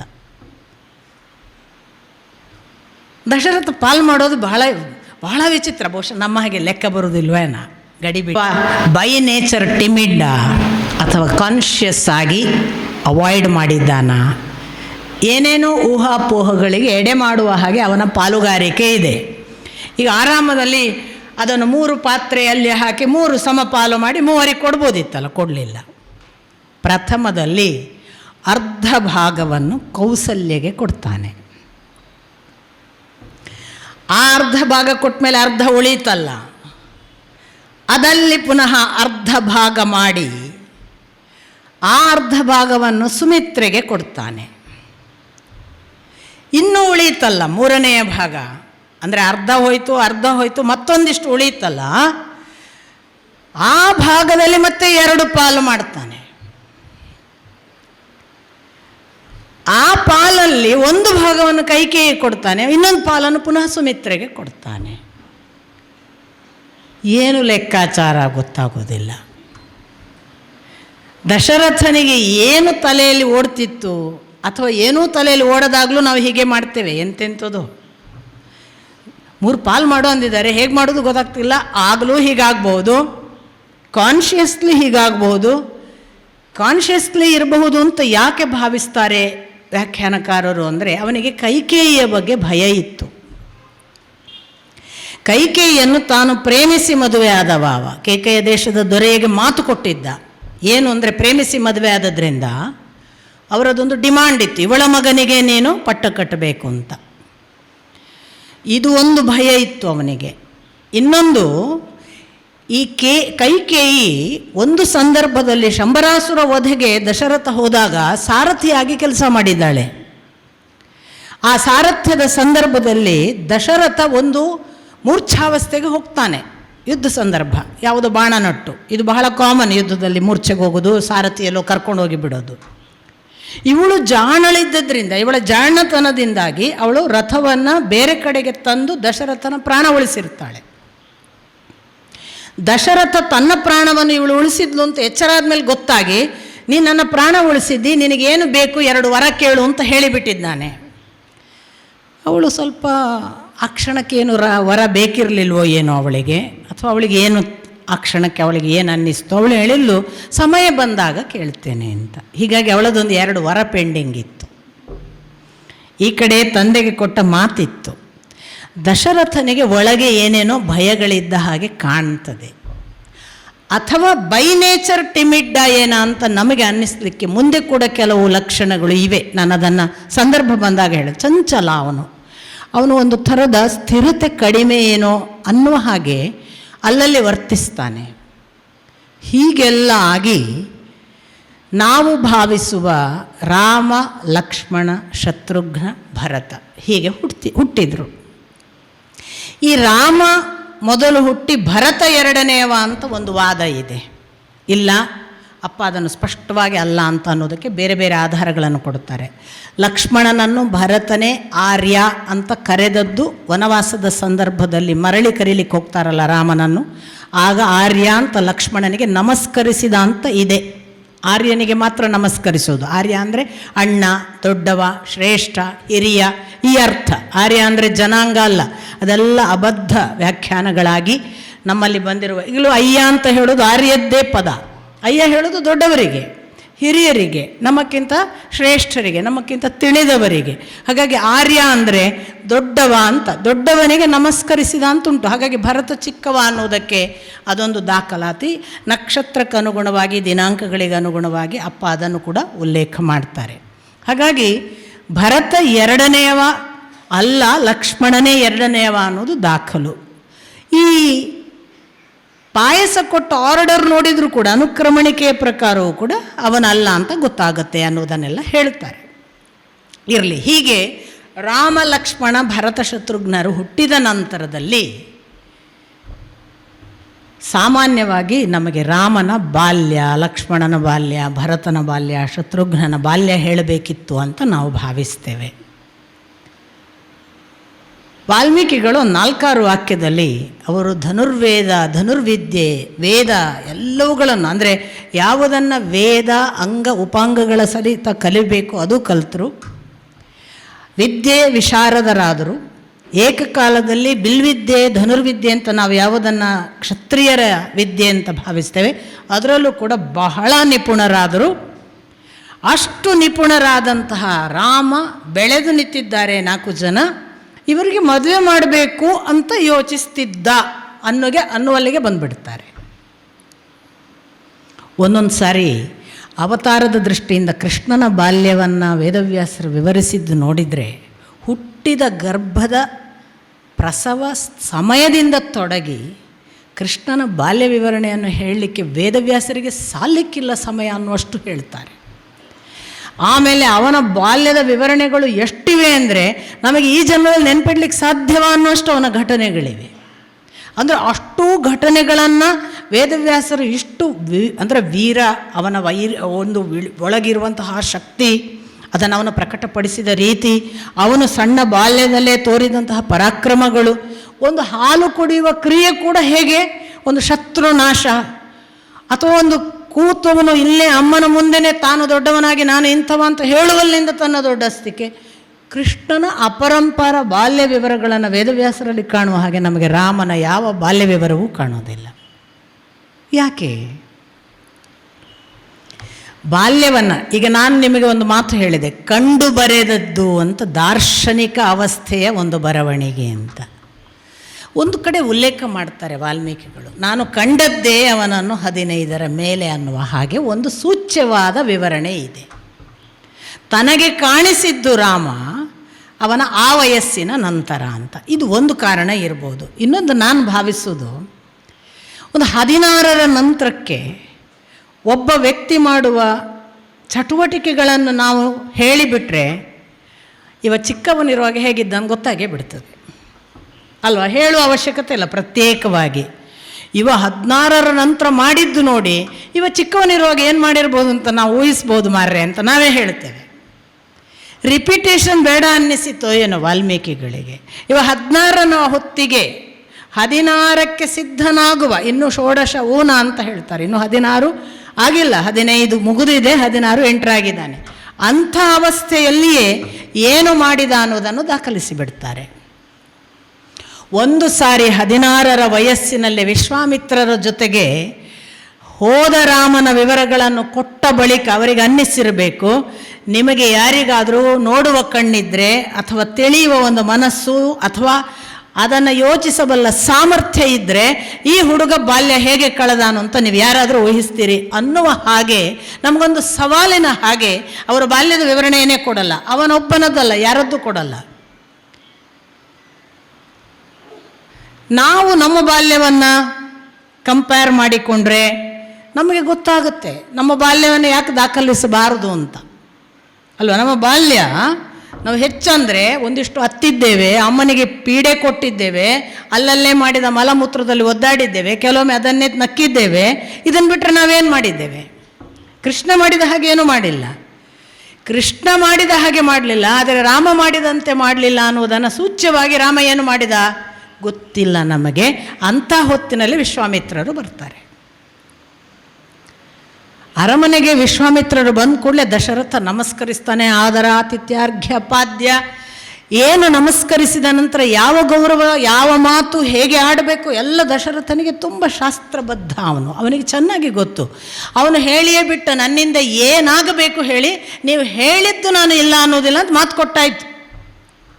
ಪ್ರಥಮದಲ್ಲಿಯೇ ನೀವು ಯಾವುದೇ ಕೆಲಸ ನನ್ನಿಂದ ಅಪೇಕ್ಷಿಸಿ ಬಂದಿರ್ಬೋದು, ನಾನು ಅದಕ್ಕೆ ಸಿದ್ಧ ಅಂತ ಪ್ರಥಮದಲ್ಲೇ ಮಾತು ಕೊಟ್ಟ. ಎರಡನೆಯ ವಿಷಯ ವಿಶ್ವಾಮಿತ್ರರು ಹೇಳುವಾಗ ಶುರುವಾಯಿತು ಅವನ ಚಾಂಚಲ್ಯ. ವಿಶ್ವಾಮಿತ್ರರು ಹೇಳಿದರು, ನಾನು ನನ್ನ ಯಜ್ಞ ಕಾರ್ಯಗಳಿಗೆ ತೊಂದರೆ ಮಾಡುವ ರಾಕ್ಷಸರ ಉಪಟಳ ತಡೆಯಲಾರದೆ ಬಂದಿದ್ದೇನೆ. ಹಾಗಾಗಿ ನನಗೀಗ ನೀನು ನನ್ನ ಜೊತೆಗೆ ರಾಮಲಕ್ಷ್ಮಣರನ್ನು ಆ ಕೆಲಸಕ್ಕಾಗಿ ಕಳುಹಿಸಿ ಕೊಡಬೇಕು. ಬಂತು ಇಮಿಡಿಯೇಟ್ ದಶರಥನಿಗೆ ಎದೆಯಲ್ಲಿ ಒಂದೇ ಸಮನೆ ವೇದನೆ. ಇನ್ನೂ ಆಗ ಅವನು ಹೇಳ್ತಾನೆ, ಇನ್ನೂ ಷೋಡಶವನ ಅಂತ, ಅಂದರೆ ಇನ್ನೂ ಅವ್ರಿಗೆ 16 ಆಗಿಲ್ಲ, ಪುಟ್ಟ ಬಾಲಕರು, ಆ ಬಾಲಕರನ್ನು ಕಳಿಸಿ ಅಂತ ಹೇಳಬೇಡಿ, ನಾನು ಜೀವ ಇಟ್ಟಿದ್ದೇನೆ. ಆಗ ಬಹಳ ಸ್ಪಷ್ಟಪಡಿಸ್ತಾನೆ ಅವನು, ನನಗೆ ಅತ್ಯಂತ ಪ್ರಿಯ ರಾಮ ಅಂತ. ನನಗೆ ರಾಮ ಅಂದರೆ ಅತ್ಯಂತ ಪ್ರಿಯ, ನಾನು ಅವನನ್ನು ಕಳಿಸೋ ಸ್ಥಿತಿಯಲ್ಲಿಲ್ಲ, ದಯವಿಟ್ಟು ನನಗೆ ರಾಮನನ್ನು ಕೇಳಬೇಡಿ, ನೀವು ಏನು ಮಾಡಿದರೂ ನಾನು ಕಳಿಸೋಕ್ಕೆ ಸಾಧ್ಯ ಇಲ್ಲ. ಮತ್ತು ನೀವು ಬೇಕಿದ್ದರೆ ರಾಮನ ಬದಲಿಗೆ ನನ್ನ ಹತ್ರ ಒಂದು ಅಕ್ಷೋಹಿಣಿ ಸೇನೆ ಇದೆ, ನಾನೇ ಬರ್ತೇನೆ, ನಾನು ಬಂದು ನಿಮ್ಮ ಏನು ತೊಂದರೆ ಇದೆ ಅದನ್ನು ನಿವಾರಿಸ್ತೇನೆ ಹೊರತು ನೀವು ದಯವಿಟ್ಟು ರಾಮಲಕ್ಷ್ಮಣನ ಕಳಿಸು, ಇದೊಂದು ಬಿಟ್ಟು ಇನ್ನೇನಾದರೂ ಕೇಳಿ ಅಂತ ಮತ್ತೆ ಮಾತು ಬದಲಾಯಿಸ್ತಾನೆ. ಅವನ ಒದ್ದಾಟ, ಅವನು ಹೇಳುವಂತಹ ವಿಲವಿಲ ಮಾತು, ಅವನ ಪ್ರತಿಕ್ರಿಯೆ, ಅವನಿಗೆ ಸಾಧ್ಯವೇ ಇಲ್ಲ ಅನ್ನುವ ಅವನ ಗೊಣಗಾಟ ಎಲ್ಲ ಕೇಳಿ ವಿಶ್ವಾಮಿತ್ರರು ಹೇಳ್ತಾರೆ, ಓಹೋ, ಇಕ್ಷ್ವಾಕು ವಂಶದಲ್ಲಿ ಒಬ್ಬ ಮಿಥ್ಯಾವಾದಿ ಇದ್ದಾನೆ ಅಂತ ಜನಕ್ಕೆ ಗೊತ್ತಾಗಲಿ, ಹೇಳಿದ್ದೇನು ನಿನಗೇನು ಬೇಕೋ ಅದನ್ನು ಮಾಡ್ತೇನೆ, ಆ ಮಾತನ್ನು ಸುಳ್ಳು ಮಾಡಿದ್ದೀನಿ ನೀನು, ಹಾಗಾಗಿ ಒಬ್ಬ ಮಿಥ್ಯಾವಾದಿ ಇದ್ದಾನೆ ಅಂತ ಗೊತ್ತಾಗಲಿ, ನಾನು ನನ್ನ ಕೆಲಸ ಕೈಗೂಡಲಿಲ್ಲ ಎಂದು ಭಾವಿಸಿ ಮರಳಿ ಹೋಗುತ್ತೇನೆ ಅಂತ ತೀರ್ಮಾನ ಮಾಡ್ತಾರೆ. ವಿಶ್ವಾಮಿತ್ರರು ಹೊರಡ್ತಾರೆ. ಈಗ ವಿಶ್ವಾಮಿತ್ರರು ಆಚೆ ತಿರುಗುವಾಗ ನಿಲ್ಲಿಸುವವರು ವಸಿಷ್ಠರು. ಇದೆಲ್ಲ ಭಾರಿ ಕೆಲವು ಅನಸೂಯ ಭಾಗವನ್ನು ನಾವು ದೊಡ್ಡ ದೊಡ್ಡ ಋಷಿಗಳಿಂದ ಕಲಿಬೇಕು. ವಾಸ್ತವಿಕ ವಸಿಷ್ಠ ವಿಶ್ವಾಮಿತ್ರರಿಗೆ ಯಾವ ಮಟ್ಟದ ಕದನವಾಗಿತ್ತು ನಿಮಗೆ ಗೊತ್ತು, ಅದು ಪೂರ್ವ ಚರಿತ್ರೆ. ಅಂಥ ವಿಶ್ವಾಮಿತ್ರರನ್ನು ಅಗ್ನಿ ಒಂದು ಕಾವಲಿಗೆ ನಿತ್ತರೆ ಅಮೃತವನ್ನು ಯಾರಾದರೂ ಆ ಅಗ್ನಿಯ ಚಕ್ರದಿಂದ ಕಸಿದು ತರಲು ಸಾಧ್ಯವೇ? ಯಾವ ಒಬ್ಬ ದುಷ್ಟನನ್ನು ತಾನೇ ಸ್ವತಃ ಅಗ್ನಿ ರಕ್ಷಿಸಲಿಕ್ಕೆ ನಿತ್ತರೆ ಅಂಥ ದುಷ್ಟನನ್ನು ನಾವು ಮುಟ್ಟಕ್ಕೆ ಸಾಧ್ಯವೇ? ಒಳ್ಳೆಯ ಅಮೃತವನ್ನು ಕಸಿದು ತರಕ್ಕೆ ಸಾಧ್ಯವೇ? ಹಾಗೆ ನೀನು ತಿಳಿದು ಕಳುಹಿಸು. ಅಮೃತವನ್ನು ಅಗ್ನಿಯ ರಕ್ಷಣೆಯಲ್ಲಿಟ್ಟು ಕಳುಹಿಸಿದ ಹಾಗೆ ವಿಶ್ವಾಮಿತ್ರರ ಜೊತೆಗೆ ರಾಮಲಕ್ಷ್ಮಣರನ್ನು ಕಳುಹಿಸುವುದು ಎಂದರೆ ತ್ರಿಲೋಕದಲ್ಲಿ ಅವರನ್ನು ಗೆಲ್ಲುವವರಿಲ್ಲ. ಅವನ ವೀರ್ಯಕ್ಕೆ, ಅವನ ಪರಾಕ್ರಮಕ್ಕೆ ಇನ್ನೊಬ್ಬರು ಎಣೆ ಇಲ್ಲ. ಅವನಿಗೆ ಗೊತ್ತಿರುವಷ್ಟು ಅಸ್ತ್ರಶಸ್ತ್ರಗಳು ಇನ್ಯಾರಿಗೂ ಗೊತ್ತಿಲ್ಲ. ಅವರ ಜೊತೆಗಿದ್ದರೆ ನಮ್ಮ ಮಕ್ಕಳು ಸುರಕ್ಷಿತರು ಎಂಬುದು ಘಂಟಾಘೋಷವಾಗಿ ನಾನು ಹೇಳ್ತೇನೆ. ಯಾವ ಕಾರಣಕ್ಕೂ ನೀನು ಹೆದರಬೇಕಾಗಿಲ್ಲ. ಮತ್ತೊಂದು ಮಾತು ಕೊನೆಯದ್ದು ವಸಿಷ್ಠರದ್ದು ಅಂಡರ್ಲೈನ್ ಮಾಡಿ ಹೇಳೋದು, ಅವರು ರಾಮಲಕ್ಷ್ಮಣರನ್ನು ಕರೆದುಕೊಂಡು ಹೋಗುವುದು ತನ್ನ ಉದ್ದೇಶಕ್ಕಾಗಿ ಅಲ್ಲ, ಇದರಲ್ಲಿ ರಾಮಲಕ್ಷ್ಮಣರ ಒಳಿತಿದೆ, ಕಳುಹಿಸು.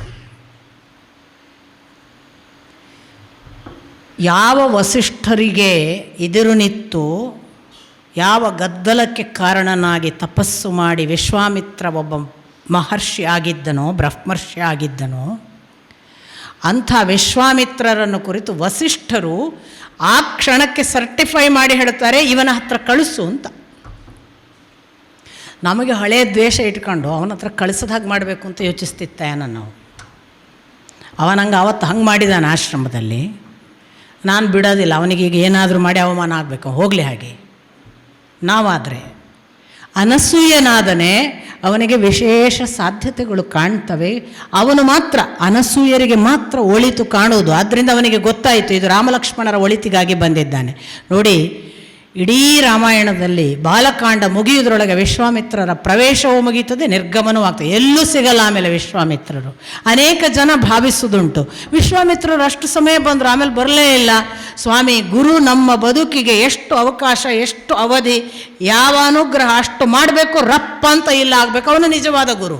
ಸಾಯೋವರೆಗೆ ಬೆನ್ನಿತ್ಕೊಂಡು ಅವನೇ ಕಾಯ್ತಾನೆ ಅಂತ ನಾವು ಭಾವಿಸಿದರೆ ನಮ್ಮಷ್ಟು ಮೂರ್ಖರಿಲ್ಲ, ಅವನಷ್ಟು ಸಣ್ಣ ಗುರುವಿಲ್ಲ.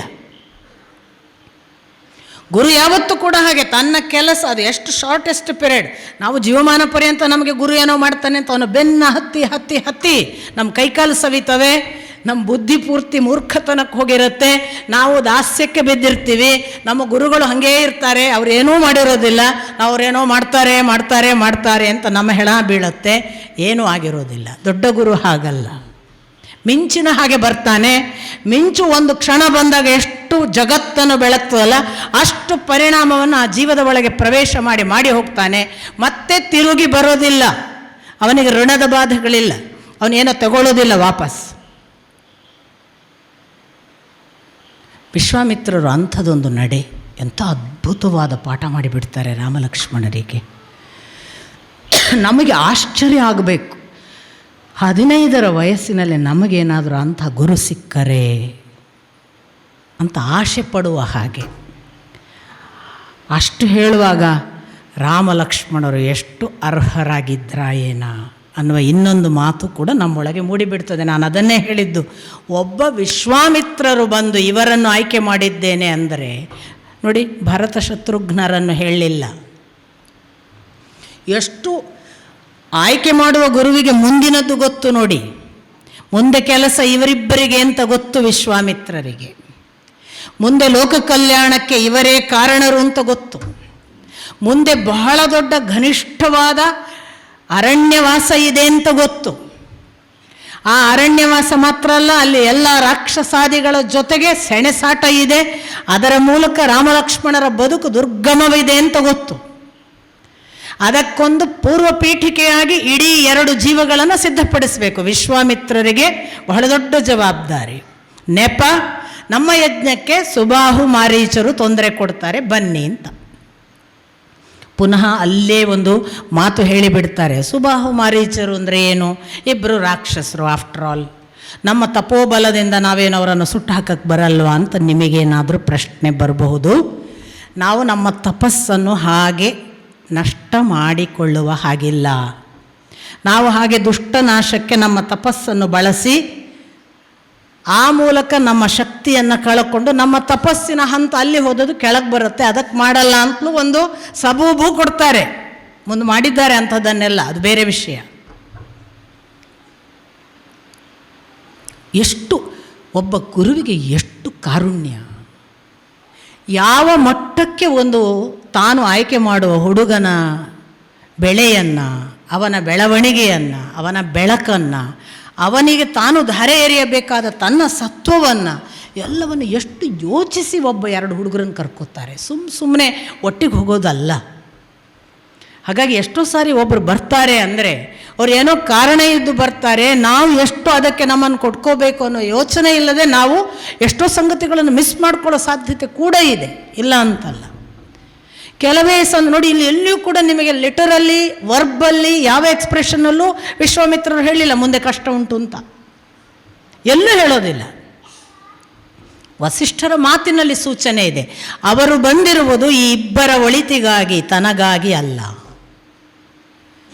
ಹೀಗೆ ವಿಶ್ವಾಮಿತ್ರರು ಕರ್ಕೊಂಡು ಹೋದಾಗ ಹೇಗೆ ಇರಬೇಕು, ತಿಳಿಲಿಕ್ಕೆ ಹೋಗುವ ಮಗುವಿನ ಮನಸ್ಸು, ಬೆಳೆಯುವ ಹಸಿವುಳ್ಳ ಜಿಜ್ಞಾಸುವಿನ ಜೀವ, ತನ್ನ ಒಳಗೆ ಒಂದು ಜ್ಞಾನವನ್ನು ಪಡೆಯಬೇಕು ಅಂತ ಹೊರಟ ಒಬ್ಬ ಶಿಷ್ಯ ಆ ಗುರುವಿನ ಜೊತೆಗೆ ಹೇಗೆ ತನ್ನನ್ನು ತಾನು ತೆರೆದು ಪ್ರಾಮಾಣಿಕವಾಗಿ ಮುಗ್ಧವಾಗಿ ಎಲ್ಲ ಪ್ರಶ್ನೆಗಳನ್ನು ನಿಸ್ಸಂಶಯವಾಗಿ ಕೇಳ್ತಾ ಬೆಳಿಬೇಕು ಅನ್ನೋದು ವಿಶ್ವಾಮಿತ್ರರು ಮತ್ತು ರಾಮಲಕ್ಷ್ಮಣರು ನಮಗೆ ಕೊಟ್ಟಿರೋ ಅತ್ಯಂತ ಅದ್ಭುತವಾದ ಮಾದರಿ. ನಾನು ಯಾವಾಗಲೂ ಹೇಳೋದು, ನಾವು ಪಿಕ್ನಿಕ್ಕಿಗೆ ಗೈಡ್ ಜೊತೆಗೆ ಹೋಗ್ತೀವಿ.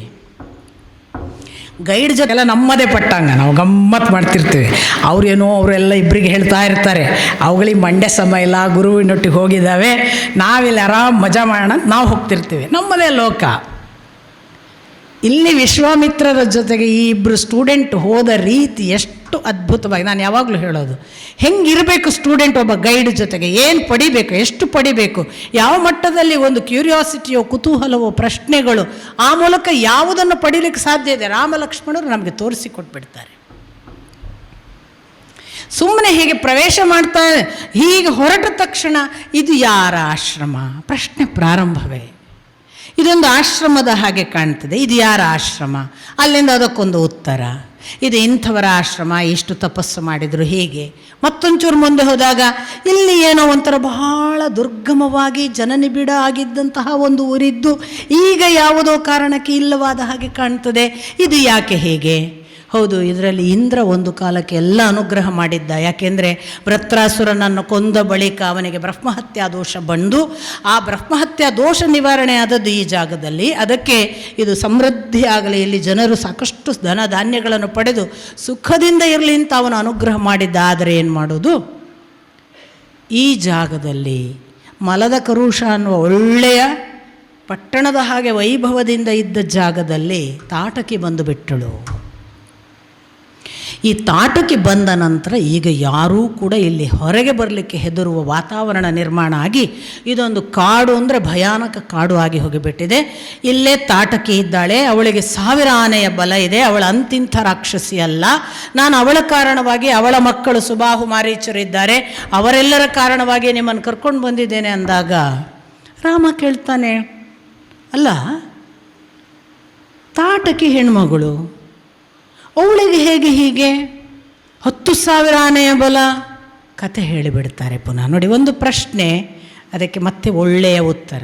ಸುಕೇತು ಅಂತ ಯಕ್ಷ ಇದ್ದ, ಮಕ್ಕಳಿರಲಿಲ್ಲ, ತಪಸ್ಸು ಮಾಡಿದ, ಬ್ರಹ್ಮನ ಅನುಗ್ರಹದಿಂದ ತಾಟಕಿ ಅನ್ನುವ ಮಗಳು ಹುಟ್ಟಿದ್ಲು. ಅವಳು ಸುಂದೋಪ ಸುಂದರು ಅನ್ನುವರ ರಾಕ್ಷಸರು, ನಿಮಗೆ ಗೊತ್ತು ಸುಂದೋಪ, ಅವರನ್ನು ಮದುವೆ ಆದಳು. ಆ ಸುಂದೋಪ ಸುಂದರಲ್ಲಿ ರಾಕ್ಷಸರಲ್ಲಿ ಇವಳು ಆಗ್ತಾಳೆ. ಆಮೇಲೆ ಸುಂದೋಪ ಸುಂದರನ್ನು ಮದುವೆ ಆದ ನಂತರ ಅವಳಿಗೆ ಮಾರೀಚ ಅನ್ನೋ ಮಗ ಹುಟ್ಟಿದ. ಸುಂದೋಪ ಸುಂದರ ಒಂದು ಕಾರಣವಾಗಿ ಅಗಸ್ತ್ಯರು ಶಾಪ ಕೊಟ್ಟು ಸುಂದ ಸಾಯ್ತಾನೆ. ತನ್ನ ಗಂಡನನ್ನು ಕೊಂದದಕ್ಕೆ ತಾಟಕಿಗೆ ಕೋಪ ಬಂತು, ಅವಳು ಅಗಸ್ತ್ಯರನ್ನು ಕೊಲ್ಲಿಕ್ಕೆ ಹೋದ್ಲು. ಅವಳಿಗೆ ಬ್ರಹ್ಮನ ಅನುಗ್ರಹದ ಪ್ರಕಾರ 10,000 ಆನೆಯ ಬಲ ಆಗಲೇ ಹುಟ್ಟಿನಲ್ಲೇ ಇತ್ತು. ಯಕ್ಷನ ಮಗಳು.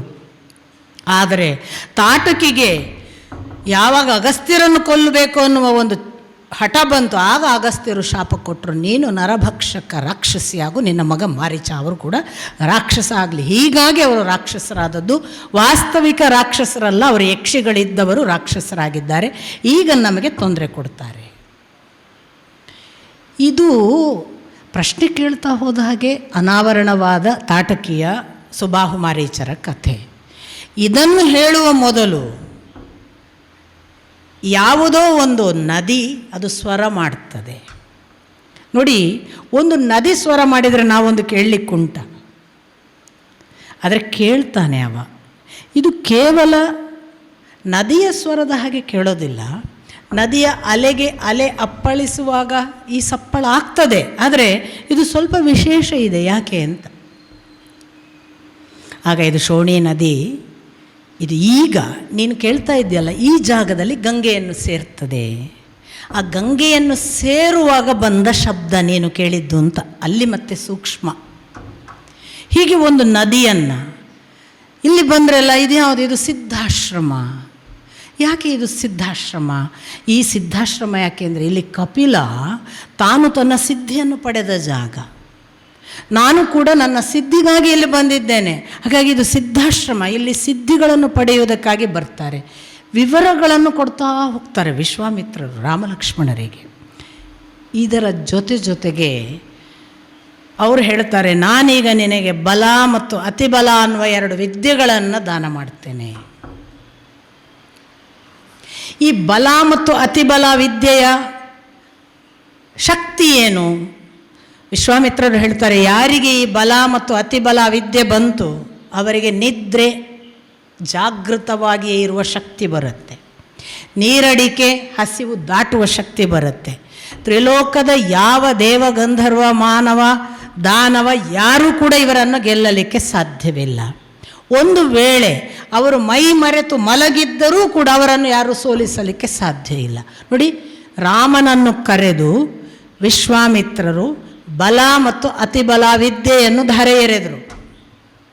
ಅಷ್ಟೇ ಮಾಡಲಿಲ್ಲ, ಇನ್ನೊಂದಿಷ್ಟು ಕಾಲ ನಂತರ ಅವರು ಹೇಳ್ತಾರೆ, ನಾನು ನಿನಗೆ ಎಲ್ಲ ಅಸ್ತ್ರಗಳನ್ನು ಧಾರೆ ಎರೀತೇನೆ. ಎಲ್ಲ ಅಸ್ತ್ರಗಳನ್ನು, ಧರ್ಮಾಸ್ತ್ರ, ವಿಷ್ಣುಅಸ್ತ್ರ, ನಾರಾಯಣಾಸ್ತ್ರ, ಆಗ್ನೇಯಾಸ್ತ್ರ, ವಾಯುವಾಸ್ತ್ರ, ಯಾವ ಅಸ್ತ್ರಗಳಿವೆ ಎಲ್ಲ, ಅದು ಧರ್ಮಚಕ್ರ ಕಾಲಚಕ್ರ ಅಂತ ಆ ಹೆಸರಿನಲ್ಲೂ ಹೇಳ್ತಾರೆ, ಎಲ್ಲ ಶಿವನ ಶೂಲಾಯುಧ, ಪ್ರತಿ ಒಂದು ಅಸ್ತ್ರಗಳನ್ನು ಕೂಡ ನಾನು ಧಾರೆ ಎರಿತೇನೆ ಅಂತ ಹೇಳಿ ಸಕಲ ಅಸ್ತ್ರಗಳನ್ನು ರಾಮನಿಗೆ ಧಾರೆ ಎರೆದಾಗ, ಸ್ವಲ್ಪ ಗಮನಿಸಿ, ಧಾರೆ ಎರೆದಾಗ ಅವನಿಗೆಲ್ಲ ಅಸ್ತ್ರಗಳ ಮಂತ್ರಗಳನ್ನು ಹೇಳಿಕೊಟ್ಟರು ಅಂತ. ಅಂದರೆ ಅಸ್ತ್ರ ಕೈಯಲ್ಲಿ ಇರುವ ಆಯುಧವಲ್ಲ, ಮಂತ್ರದಿಂದ ಕೈಗೆ ಬರುವ ಯಾವುದೋ ಒಂದು ಸಾಧನ. ಈ ಮಂತ್ರವನ್ನು ಸಂಪೂರ್ಣ ಅನುಗ್ರಹ ಮಾಡಿದ ಮೇಲೆ ಅವನಿಗೆ ಮಂತ್ರ ಮುಖೇನ ಅಸ್ತ್ರ ಅವನ ಜೀವಕ್ಕೆ ಅಂತರ್ಗತವಾದಾಗ ದೇವತೆಗಳೆಲ್ಲ ಬಂದು ನಿಂತರಂತೆ ಆ ಅಸ್ತ್ರಕ್ಕೆ ಸಂಬಂಧಪಟ್ಟವರು. ಹೇಳು ರಾಮಚಂದ್ರ, ನಾವೀಗ ಯಾವ ಕೆಲಸ ಮಾಡಬೇಕು? ತಕ್ಷಣ ಹೇಳಿದನಂತೆ ರಾಮಚಂದ್ರ, ನನ್ನ ಕೆಲಸ ಇದ್ದಾಗ ಕರೆಯುತ್ತೇನೆ, ಅಲ್ಲಿಯವರೆಗೆ ನೀವು ನನ್ನ ಮನಸ್ಸಿನಲ್ಲಿ ನೆಲೆ ನಿಂತುಕೊಳ್ಳಿ. ಎಷ್ಟು ಬ್ಯೂಟಿಫುಲ್ ಆಗಿದೆ ಸ್ವಾಮಿ, ಏನು ಚಂದದ ಸೈನ್ಸ್. ದೇವತೆಗಳೆಲ್ಲ ಮನಸ್ಸಿನಲ್ಲಿ ನೆಲೆ ನಿಂತುಕೊಂಡು ಅಸ್ತ್ರವನ್ನು ಇವನ ಅನುಕೂಲಕ್ಕೆ ಬೇಕಾದಾಗ ಕರೆಯುವುದಕ್ಕೆ ಸಿದ್ಧರಿದ್ದಾರೆ ಅನ್ನೋದನ್ನು ತೋರಿಸುತ್ತೆ ಈ ಅಸ್ತ್ರಶಾಸ್ತ್ರ. ಹಾಗೆ ಅನುಗ್ರಹೀತನಾದ ನಂತರ ರಾಮನಿಗೆ ಹೇಳಿದ್ರಂತೆ ವಿಶ್ವಾಮಿತ್ರರು, ಇವೆಲ್ಲವನ್ನು ನೀನು ಲಕ್ಷ್ಮಣನಿಗೆ ಬೋಧಿಸು. ಮತ್ತೆ ನೋಡಿ, ಅದೆಲ್ಲವನ್ನು ರಾಮ ಮಾತ್ರ ಪಡೆಯಲಿಲ್ಲ, ಏಕಕಾಲಕ್ಕೆ ಅದನ್ನು ಲಕ್ಷ್ಮಣನಿಗೂ ಧಾರೆ ಎರೆಯಲಾಯಿತು. ಈಗ ನೆನಪು ಮಾಡಿ, 15 ವರ್ಷದ ಹುಡುಗ ಎಷ್ಟು ಪಡೆದ? ಒಂದು 5-6 ತಿಂಗಳು ಇರ್ಬೋದೇನೋ, ಅದರ ಒಳಗೂ ಇರ್ಬೋದೇನೋ ವಿಶ್ವಾಮಿತ್ರರ ಜೊತೆಗಿನ ಆ ಸಹವಾಸ. ಅಲ್ಲಿ ಅವನು ಎಷ್ಟು ಪಡೆದ, ಎಷ್ಟು ದೊಡ್ಡವನಾಗಿರ್ಬೋದು. ಧನುರ್ವಿದ್ಯೆ ಬರೋದು ಬೇರೆ, ಹೊರಗಿನಿಂದ ಕಲಿತ ವೇದ ವಿದ್ಯೆಗಳನ್ನು ಪಡೆದಂತಹ ಸ್ಥಿತಿ ಬೇರೆ, ಜ್ಞಾನ ಮಾರ್ಗದಿಂದ ಪಡೆದಂತಹ ಶಕ್ತಿಗಳು ಬೇರೆ. ಇದು ಧಾರೆ ಎರೆದದ್ದು ಗುರುಮುಖೇನ ಬಂದಂತಹ ಶಕ್ತಿಗಳು. ಅದರಲ್ಲಿ ಅತಿವಿದ್ಯಾ ಅದು ಬಲ, ಅತಿಬಲ ಬಲ ಅನ್ನುವ ವಿದ್ಯೆಯೂ ಇದೆ. ಎಲ್ಲ ಅಸ್ತ್ರಗಳ ಸಂಗತಿಯೂ ಇದೆ. ಶಸ್ತ್ರ ಹೇಗೂ ಅವನಿಗೆ ವಿದ್ಯಾಭ್ಯಾಸದಲ್ಲಿ ಧನುರ್ವಿದ್ಯೆಯಲ್ಲಿ ಬಂದಿರ್ಬೋದು. ಇದು ವಿಶೇಷ ಅನುಗ್ರಹ. ಈ ಕಡೆಯಿಂದ, ಒಂದು ಕಡೆಯಿಂದ ನೋಡಿ, ನಾವು ಯಾವುದನ್ನು ಸಾಮರ್ಥ್ಯಕ್ಕೆ ಬೇಕಾದ ಕ್ಷತ್ರಿಯ ರಾಜನಿಗೆ ಕೊಡುವಂತಹ ಸಂಗತಿಗಳು ಅಂತ ಹೇಳ್ತೇವೆ, ಅದನ್ನು ಅನುಗ್ರಹ ಮಾಡಿದ್ದಾರೆ. ಏಕಕಾಲಕ್ಕೆ ಅಲ್ಲಲ್ಲಿ ಯಾವುದೋ ಸಗರನ ಚರಿತ್ರೆ ಬರುತ್ತೆ, ಮುಂದೆ ಬಂದು ಇದು ತಾಟಕಿಯನ್ನು ಮತ್ತು ಸುಬಾಹು ಮಾರೀಚರನ್ನು ಕೊಲ್ಲಿಕ್ಕೆ. ಈಗ ನೋಡಿ, ನಾವು ಇಲ್ಲಿ ಸರಿಯಾಗಿ ಈ ಆಶ್ರಮದಲ್ಲಿ ನಿಂತಿದ್ದೇವಲ್ಲ, ಇಲ್ಲೇ ನನ್ನ ಸಿದ್ಧಾಶ್ರಮದಲ್ಲಿಯೇ ಅವರು ನಮಗೆ ತೊಂದರೆ ಕೊಡುವುದು. ನೀವು ಇವರನ್ನು ನಿವಾರಿಸಿ ಅಂತ ತಾನು ಯಜ್ಞಕ್ಕೆ ಕುಳಿತುಕೊಳ್ಳುವ ಹಾಗೆ ರಾಮ ಹೇಳ್ತಾನೆ. ನೀವು ನಿಮ್ಮ ಯಜ್ಞ ಮಾಡಿ, ಯಾರು ತಡೀತಾರೆ, ನಾನು ನೋಡ್ತೇನೆ. ಇಷ್ಟೆಲ್ಲ ಪಡೆದ ತಕ್ಷಣ ನೋಡಿ ಯಾವ ಮಟ್ಟಕ್ಕೆ ಸಿದ್ಧನಾದ ರಾಮ. ಪುಟ್ಟ ಬಾಲಕ, ಅಷ್ಟರಲ್ಲೇ ಏರಿದ ಎತ್ತರವನ್ನು ಯಾರಾದರೂ ಊಹಿಸ್ಬೋದು, ಹೇಗೆ ಬೆಳೆದ ಅಂತ. ಒಂದು ವಿಶ್ವಾಮಿತ್ರರ ಸಮ್ಮುಖದಲ್ಲಿ ಒಬ್ಬ ಗುರು ಯಾವ ಮಟ್ಟಕ್ಕೆ ಟ್ರಾನ್ಸ್ಫಾರ್ಮ್ ಮಾಡ್ತಾನೆ, ಯಾವ ಮಟ್ಟಕ್ಕೆ ಬೆಳೆಸಿ ತಾನು ವಿಡ್ರಾ ಮಾಡ್ತಾನೆ, ಹಾಗೆ ರೆಡಿ ಮಾಡಿ ರಾಮನನ್ನು. ಈಗ ನೋಡು, ನನಗೆ ಯಜ್ಞಕ್ಕೆ ತೊಂದರೆ ಕೊಡ್ತಾರೆ, ನಿವಾರಿಸು ಅಂತ ಹೇಳಿ ಯಜ್ಞಕ್ಕೆ 6 ದಿನ ಕೂತ್ಕೊಳ್ಳಲಿಕ್ಕೆ ಸಿದ್ಧನಾಗ್ತಾನೆ ವಿಶ್ವಾಮಿತ್ರ. ಹಾಗೆ 6 ದಿನ ಸಿದ್ಧನಾದಂತಹ ಯಜ್ಞಕ್ಕೆ ಕುಳಿತ ವಿಶ್ವಾಮಿತ್ರನನ್ನು ಕಾವಲು ಕಾಯುವಾಗ 5 ದಿನ ಏನೂ ತೊಂದರೆ ಇಲ್ಲ, 6ನೇ ರಾತ್ರಿ ಜಾಗೃತನಾಗಿರು, ಇದು ವಿಶ್ವಾಮಿತ್ರರ ಯಜ್ಞ ಮುಕ್ತಾಯದ ಹೊತ್ತು ಅಂತ ಲಕ್ಷ್ಮಣನಿಗೆ ರಾಮ ಎಚ್ಚರಿಸಿ, ಕಾದರೆ ತಾಟಕಿ ಬಂದಳು, ಸಂಹರಿಸಿದ. ಮೊದಲು ಅವಳ ಮೇಲೆ ಕರುಣೆ ತೋರ್ತಾನೆ, ಮೂಗು ಕಿವಿ ಕೆತ್ತೋದು ಹೆಣ್ಮಗಳಲ್ಲ ಅಂತ ಮೊದಲೇ ವಾರ್ನ್ ಮಾಡಿರ್ತಾರೆ ವಿಶ್ವಾಮಿತ್ರರು. ಇಲ್ಲ, ಹೆಣ್ಣು ಮಗಳು ಅಂತ ಅವಳನ್ನು ಬಿಡೋದಲ್ಲ, ಹೆಣ್ಣು ಮಕ್ಕಳು ಕೂಡ ತೊಂದರೆ ಕೊಟ್ಟಾಗ ಕೊಂದುವ ಒಂದು ಪರಂಪರೆ ನಮ್ಮ ಶಾಸ್ತ್ರದಲ್ಲಿದೆ, ಕೊಲ್ಲು ಅಂತ. ಆ ಬಳಿಕ ಕೊಲ್ತಾನೆ. ಸುಬಾಹು ಮಾರೀಚನ ವಿಷಯದಲ್ಲಿ ಸ್ವಲ್ಪ ಯಾಕೋ ದಯೆ, ನಂಗೆ ಇವನನ್ನು ಕೊಲ್ಲೋದು ಬೇಡ ಅನಿಸುತ್ತೆ ಅಂತ ಹೇಳಿಯೇ ಲಕ್ಷ್ಮಣನ ಹತ್ರ ಹೇಳಿಯೇ ಬಿಡ್ತಾನೆ. 100 ಯೋಜನ ದೂರದ ಸಮುದ್ರಕ್ಕೆ ಹೋಗಿ ಮೂರ್ಛಿತನಾಗಿ ಬಿದ್ದ, ಎದ್ದವನೇ ಮುಂದೆ ಬಂದದ್ದು ಜಿಂಕೆಯಾಗಿ. ಹಾಗಾಗಿ ಶತ್ರುವನ್ನು, ನಮ್ಮಲ್ಲಿ ಈಗಲೂ ಒಂದು ಉಂಟಲ್ಲ, ಶತ್ರುವನ್ನು ಅರ್ಧ ಕೊಲ್ಲಬಾರ್ದು, ಪೂರ್ತಿ ಕೊಲ್ಲಬೇಕು ಅಂತ. ನನಗೆ ಗೊತ್ತಿಲ್ಲ ನಿಮ್ಮಲ್ಲಿ ಹೇಳ್ತಾರಂತ. ಈ ಚೇಳು ಗೀಳು ಎಲ್ಲ ಕೊಲ್ಲುವಾಗ, ಕೊಂಬಚ್ಚೇಳು ಇಂಥದ್ದು ಕೊಲ್ಲುವಾಗ ಹೇಳ್ತಾರೆ, ಅರ್ಧ ಬರ್ಧ ಕೊಲ್ಲಬಾರ್ದು, ಪೂರ್ತಿ ಕೊಲ್ಲಬೇಕು ಅಂತ. ಮತ್ತೆ ಬಂದು ಉಪದ್ರ ಕೊಡ್ತಾವೆ, ಎಲ್ಲಿಯಾದರೂ ನಮ್ಮನ್ನು ಬೆನ್ನು ಹತ್ಬೋದು, ಏನೇನೋ ಭಾವನೆಗಳು. ಅಥವಾ ಮಾರೀಚನ ಈ ಕನೆಕ್ಷನ್ ಉಂಟೇನ ರಾಮನ ಹಿನ್ನೆಲೆಯಲ್ಲಿ. ಹಾಗೆಲ್ಲ ಆಗಿ ಮಾರೀಚನ ಜೊತೆಗಿನ ಒಂದು ತಪ್ಪೋ ಅಥವಾ ಅದು ಉದ್ದೇಶಪೂರ್ವಕವೆಯೋ ರಾಮನಿಗೆ ಗೊತ್ತಿತ್ತೋ, ಮುಂದೆ ಆಗಲಿಕ್ಕುಂಟು ಅಂತ. ಆಗಲೇಬೇಕಾದದ್ದು ಆಗಲೇಬೇಕಲ್ಲ, ಅದು ಅವನಿಗೆ ಗೊತ್ತಿಲ್ಲದೆ ಉಂಟ. ಹಾಗೆ ಆ ರಾಕ್ಷಸನನ್ನು ಅರ್ಧಕ್ಕೆ ಮೂರ್ಛಾವಸ್ಥೆಯಲ್ಲಿ ಬಿಟ್ಟ ಇತ್ತ ಸುಬಾಹುವನ್ನು ತಾನು ಆಗ್ನೇಯಾಸ್ತ್ರದಿಂದ ಕೊಲ್ತಾನೆ. ಕೊಂದ ಬಳಿಕ ಪುನಃ ಒಂದು ಕಡೆಯಿಂದ ತಾಟಕಿ, ಸುಬಾಹು, ಮಾರೀಚ ರಾಕ್ಷಸ ವಧೆ ಆಯ್ತಲ್ಲ, ವಿಶ್ವಾಮಿತ್ರರ ಕೆಲಸ ಅಷ್ಟೇ ತಾನೆ, ಅವರು ಕರೆದದ್ದು ಅದಕ್ಕೆ. ಹೊರಡುವ ಹಾಗಾದರೆ ಅಂತ ಹೇಳಬೇಕಿತ್ತು ಮರಳಿ. ಅವರು ಏನು ಹೇಳಿದರು? ಮಿಥಿಲೆಗೆ ಹೋಗುವ, ಅಲ್ಲೊಂದು ಶಿವಧನುಸ್ಸು ಉಂಟು, ಆ ಶಿವಧನುಸ್ಸನ್ನು ನೀನೊಮ್ಮೆ ನೋಡಬೇಕು ಅಂತ. ನೋಡಿ, ಪುನಃ ನನಗೆ ಯಾವಾಗಲೂ ಅನಿಸೋದು ಗುರು ಕಾರುಣ್ಯವೇ ಬೇರೆ ಅಂತ. ಗುರುವಿಗೆ ಗೊತ್ತುಂಟು, ಇವ ಇಂಥಲ್ಲಿಯೇ ಹೋಗಬೇಕು, ಈ ಹುಡುಗಿಯನ್ನೇ ಮದುವೆ ಆಗಬೇಕು, ಇಲ್ಲದಿದ್ದರೆ ತೊಂದರೆ ಅಂತ. ಈ ಮೀಟಿಂಗ್ ಪಾಯಿಂಟನ್ನು ರೆಡಿ ಮಾಡಿ ತಾನು ನಿರ್ಗಮಿಸಬೇಕು, ಇಷ್ಟೇ ಕೆಲಸ ನೋಡಿ ವಿಶ್ವಾಮಿತ್ರರದು. ಅದಕ್ಕೆ ಮಾಡಿದ್ದೆಂತ ಅವರು ಹೋಗಿ ಅವಳನ್ನು ಮೀಟ್ ಮಾಡಿಸೋದಕ್ಕೋಸ್ಕರ ನಾನು ಹೋಗ್ತೇನೆ ಹೇಳಲಿಲ್ಲ. ಶಿವಧನುಸ್ಸು ಒಂದುಂಟು, ಭಾರಿ ವಿಶೇಷ, ಜನಕರಾಜನಲ್ಲಿ ಉಂಟು ಮಿಥಿಲೆಯಲ್ಲಿ. ಸುಮ್ಮನೆ ಒಮ್ಮೆ ನೋಡಿ ಬರುವ ಅಂತ ಇವರು ಹೇಳುವ ಸ್ಟೈಲ್ ನೋಡಿ. ಆ ಶಿವಧನುಸ್ಸನ್ನು ನೀನು ನೋಡಬೇಕು, ಯಾಕಂದರೆ ಅದು ಭಾಳ ವಿಶೇಷ ಕಣಪ್ಪ. ಅದು ಅಂತಿಂಥದ್ದಲ್ಲ, ದಕ್ಷನ ಯಜ್ಞವನ್ನು ಶಿವ ನಾಶ ಮಾಡಿದಲ್ಲ, ಆ ನಾಶ ಮಾಡುವುದಕ್ಕೆ ಬಳಸಿದ ಧನುಸ್ಸು. ಅದು ಸಾಮಾನ್ಯ ಧನುಸ್ಸು ಅಲ್ಲ. ಅದನ್ನು ನಿಮಿಯ ನಂತರದ 6ನೆಯ ರಾಜ ದೇವರಾತನಿಗೆ ಮುಂದೆ ಕೊಟ್ಟ ಶಿವ. ಆ ಕೊಟ್ಟ ಧನುಸ್ಸನ್ನು ಮುಂದೆ ಅದನ್ನು ಕಾಲಕ್ರಮೇಣ ಅವರ ವಂಶದ ಈಗಿನ ಜನಕ ಅದನ್ನು ಪಡೆದಿದ್ದಾನೆ, ಅವನ ಹತ್ರ ಇದೆ. ಸುಮ್ಮನೆ ಒಮ್ಮೆ ನೋಡಿ ಬರೋ ಬಾ. ಬೇಡ ಅನ್ನಲಿಲ್ಲ ರಾಮಲಕ್ಷ್ಮಣರು. ಅಲ್ಲೊಂದು ಮಾತು ಬರುತ್ತೆ, ರಾಮಲಕ್ಷ್ಮಣರು ಎಂದು ಅಪ್ಪ ಅಮ್ಮನಿಗೆ ಮನೆಗೆ ಅಂಟಿಕೊಂಡವರಲ್ಲ. ಅಮ್ಮನ ನೆನಪಾಗುತ್ತೆ, ಮನೆಗೆ ಹೋಗೋಣ, ಅಪ್ಪನ ನೆನಪು. ಈಗಿನ 16 ಆದರೂ ಇದೇ ಅಳು. ಫೋನ್ ಆದರೂ ಮಾಡಿಕೊಡಿ, ನಾವೊಂದು ಶಿಬಿರ ಮಾಡ್ತೇವೆ, ರಾತ್ರಿ ಆದ್ಕೊಳ್ಳಿ ಒಂದು ಫೋನ್ ಆದರೂ ಮಾಡಿ ಅಪ್ಪ ಅಮ್ಮನ. ಅಲ್ಲ, ನಿಮ್ಮ ಅಪ್ಪ ಅಮ್ಮನೊಟ್ಟಿಗೆ ಈಗ 12 ವರ್ಷ ಆಯಿತು, ನಿಮ್ಮ ಅಪ್ಪ ಅಮ್ಮನೊಟ್ಟಿಗೆ ಇದ್ದೀರಿ, ಸ್ವಲ್ಪ ಇಲ್ಲಿಯವರೊಟ್ಟಿಗೆ ಇರಿಪ್ಪ. ಮಕ್ಕಳ ಶಿಬಿರದ ಒದ್ದಾಟ ನೋಡಬೇಕು. ಒಂದು ಮಗು ಅಂತೂ ಅಜ್ಜಿ ಬಿಡ್ಲಿಕ್ಕೆ ಬಂದಿದ್ದಾಳೆ, ಅವಳು ಹಠ ಅಂದರೆ ಏನು ಗಲಾಟೆ, ನಮ್ಮ ತೋಟ ಎಲ್ಲ ಅವಳದು. ನಾನು ಸೀದಾ ಹೋದೆ, ಏನಮ್ಮ ಅಂತ. ನಾನು ಇಲ್ಲೇ ಇರೋದಿಲ್ಲ, ನಾನು ಹೋಗ್ತೇನೆ ಅಂದ್ಲವಳು. ಯಾಕಮ್ಮ? I am not comfortable here, I will go. ನಾನು ಹೇಳಿದೆ ಅಜ್ಜಿಗೆ, ಅವಳು ಕಷ್ಟಪಡ್ತಾಳೆ, ಅವಳನ್ನು ಕರ್ಕೊಂಡೋಗಿ. ಅಜ್ಜಿ ಹೇಳಿದವಳು ಹಾಗೆ ಹೇಳಿದ್ರಿ, ಅವಳನ್ನು ಬಿಡದಿದ್ದರೆ ಉದ್ಧಾರವೇ ಆಗೋದಿಲ್ಲ. ಅಜ್ಜಿದ ಹಠ. ನೀವಿಬ್ಬರು ಬಗೆಹರಿಸಿ ಅಂತ ನಾನು ಒಳ ಹೋಗಿ ಕೂತೆ. ಶಿಬಿರದ ಮಕ್ಕಳಿಗೆ ಪಾಠ ಆಗ್ತಿತ್ತು, ನಾನು ಅಲ್ಲಿ ಹೋಗಿ ಕೂತೆ. ಅಜ್ಜಿ ಎಷ್ಟು ಒಳ್ಳೆ ಪ್ಲ್ಯಾನ್ ಮಾಡಿದ್ರು ಅಂದರೆ, ಅವಳನ್ನು ತುಂಬ ಒಂದು 15-20 ನಿಮಿಷವೋ 30 ನಿಮಿಷವೋ 40 ನಿಮಿಷ ನನಗೆ ಗೊತ್ತಿಲ್ಲ, ತುಂಬ ಹೊತ್ತು ಮಾತಾಡಿರೋ ತೋಟದಲ್ಲಿ ಜೋರಾಯಿತು ಬೊಬ್ಬೆ. ಕಡೆಗೆ ನಾವು ನೋಡ್ತಾ ಉಂಟು, ನಾವು ಹೀಗೆ ಇಲ್ಲೇ ಪಾಠ ಮಾಡ್ತಾ ಉಂಟು, ಹೀಗೆ ಹೋದರು ಅವರು. ಹೋದರು ಅಂದರೆ ಅವ್ರು ಬಹುಶಃ ಕರ್ಕೊಂಡು ಹೋಗ್ತಾರೆ ಅಂತ ನಾನು ಸುಮ್ಮನೆ. ಆ ಹುಡುಗಿಯು ಹೋಯಿತು. ಆಚೆ ಕಡೆ ನಮ್ಮ ಗೆಸ್ಟ್ ರೂಮ್ಗಳು, ಅಲ್ಲಿ ರೂಮಲ್ಲಿ ಬ್ಯಾಗ್ ಎಲ್ಲ ಇಡಿಸಿ ಬಂದಿದ್ದರು ಕಾಣ್ತದೆ ಮೊದಲೇ. ಆ ಹುಡುಗಿ ಗೆಸ್ಟ್ ರೂಮಿಗೆ ಬಹುಶಃ ಬ್ಯಾಗ್ ತೊಗೊಂಬ ಹೋಗುವ ಅಂತ ಹೇಳಿದರು ಅಂತ ಕಾಣ್ತದೆ. ಆಯಿತು, ಈ ಹುಡುಗಿಗಂತೂ ತಾನು ಗೆದ್ದೆ ಅಂತ ಅದು ಗೆಸ್ಟ್ ರೂಮಿಗೆ ಹೋಗುವಾಗ ಕಾರ್ ಹತ್ತಿದ್ರು ಹೋದರು ಅವಳನ್ನು ಬಿಟ್ಟು ಅವರು ನಮ್ಮ ಮೇಲೆ. ಹುಡುಗಿ ವಾಪಸ್ ಬ್ಯಾಗ್ ತೊಗೊಂಡು ಬರುವಾಗ ಕಾರ್ ಹೋಗ್ತಾ ಉಂಟು. ಬೊಬ್ಬೆ ಓಡ್ತದೆ ಹುಡುಗಿ. ಡ್ರೈವರಿಗೆ ಹೇಳಿದ್ರು ಅವರು, ಬಿಡಲೇಬೇಡ, ನಿಲ್ಲಿಸಲೇಬೇಡ, ಹೋಗುದೆ ಅಂತ. ಹೋದರು. ಈ ಹುಡುಗಿಗೆ ಓಡೋದಾಗಲಿಲ್ಲ. ನಮ್ಮ ಈ ಕಟ್ಟಡದ ಆ ಮುಂಭಾಗದಲ್ಲಿ ಅಲ್ಲೆಲ್ಲೋ ಕೂತು, ನಾವಿಲ್ಲಿ ಪಾಠ ಮಾಡ್ತೇವೆ, ನಾವು ಗೊತ್ತೇ ಇಲ್ಲದಾಗಿತ್ತು, ಅಲ್ಲಿ ಕೂತು ಅಳ್ಳಿಕ್ಕೆ ಶುರು ಮಾಡಿದ್ಳು. ಅಳು. ನಾನು ಒಂದು ಮಾತು ನಮ್ಮ ಜೊತೆಗಿರೋದು ಅದನ್ನೆಲ್ಲ ನೋಡಿಕೊಳ್ಳೋ ಪವನಿಗೆ ಹೇಳಿದೆ, ಯಾವ ಕಾರಣಕ್ಕೂ ನೀನು ಹೋಗಿ ಏನಾಯಿತು ಯಾಕೆ ಅಳೋದು ಕೇಳಬೇಡ, ಸುಮ್ಮನೆ ಇಗ್ನೋರ್ ಮಾಡು, ತಾನೇ ಸಮಾಧಾನ ಆಗ್ತಾಳೆ. ಸುಮಾರು ಹೊತ್ತು ಹತ್ತಲು, ಯಾರೂ ಹೋಗಲಿಲ್ಲ ನಾವು. ಕಡೆಗೆ ನಮ್ಮ ತೋಟದಲ್ಲಿ ಕೆಲಸ ಮಾಡುವ ಒಬ್ಬಳು ಹೆಣ್ಮಗಳು, ಅವಳಿಗೆ ಗೊತ್ತೇ ಇಲ್ಲ ಇದೆಲ್ಲ ಕತೆ. ಅವಳು ಬಂದು ಏನಾಯ್ತವ ಯಾಕೆ ಕಳ್ತೀಯೇನೋ ಕೇಳಿರಬೇಕು.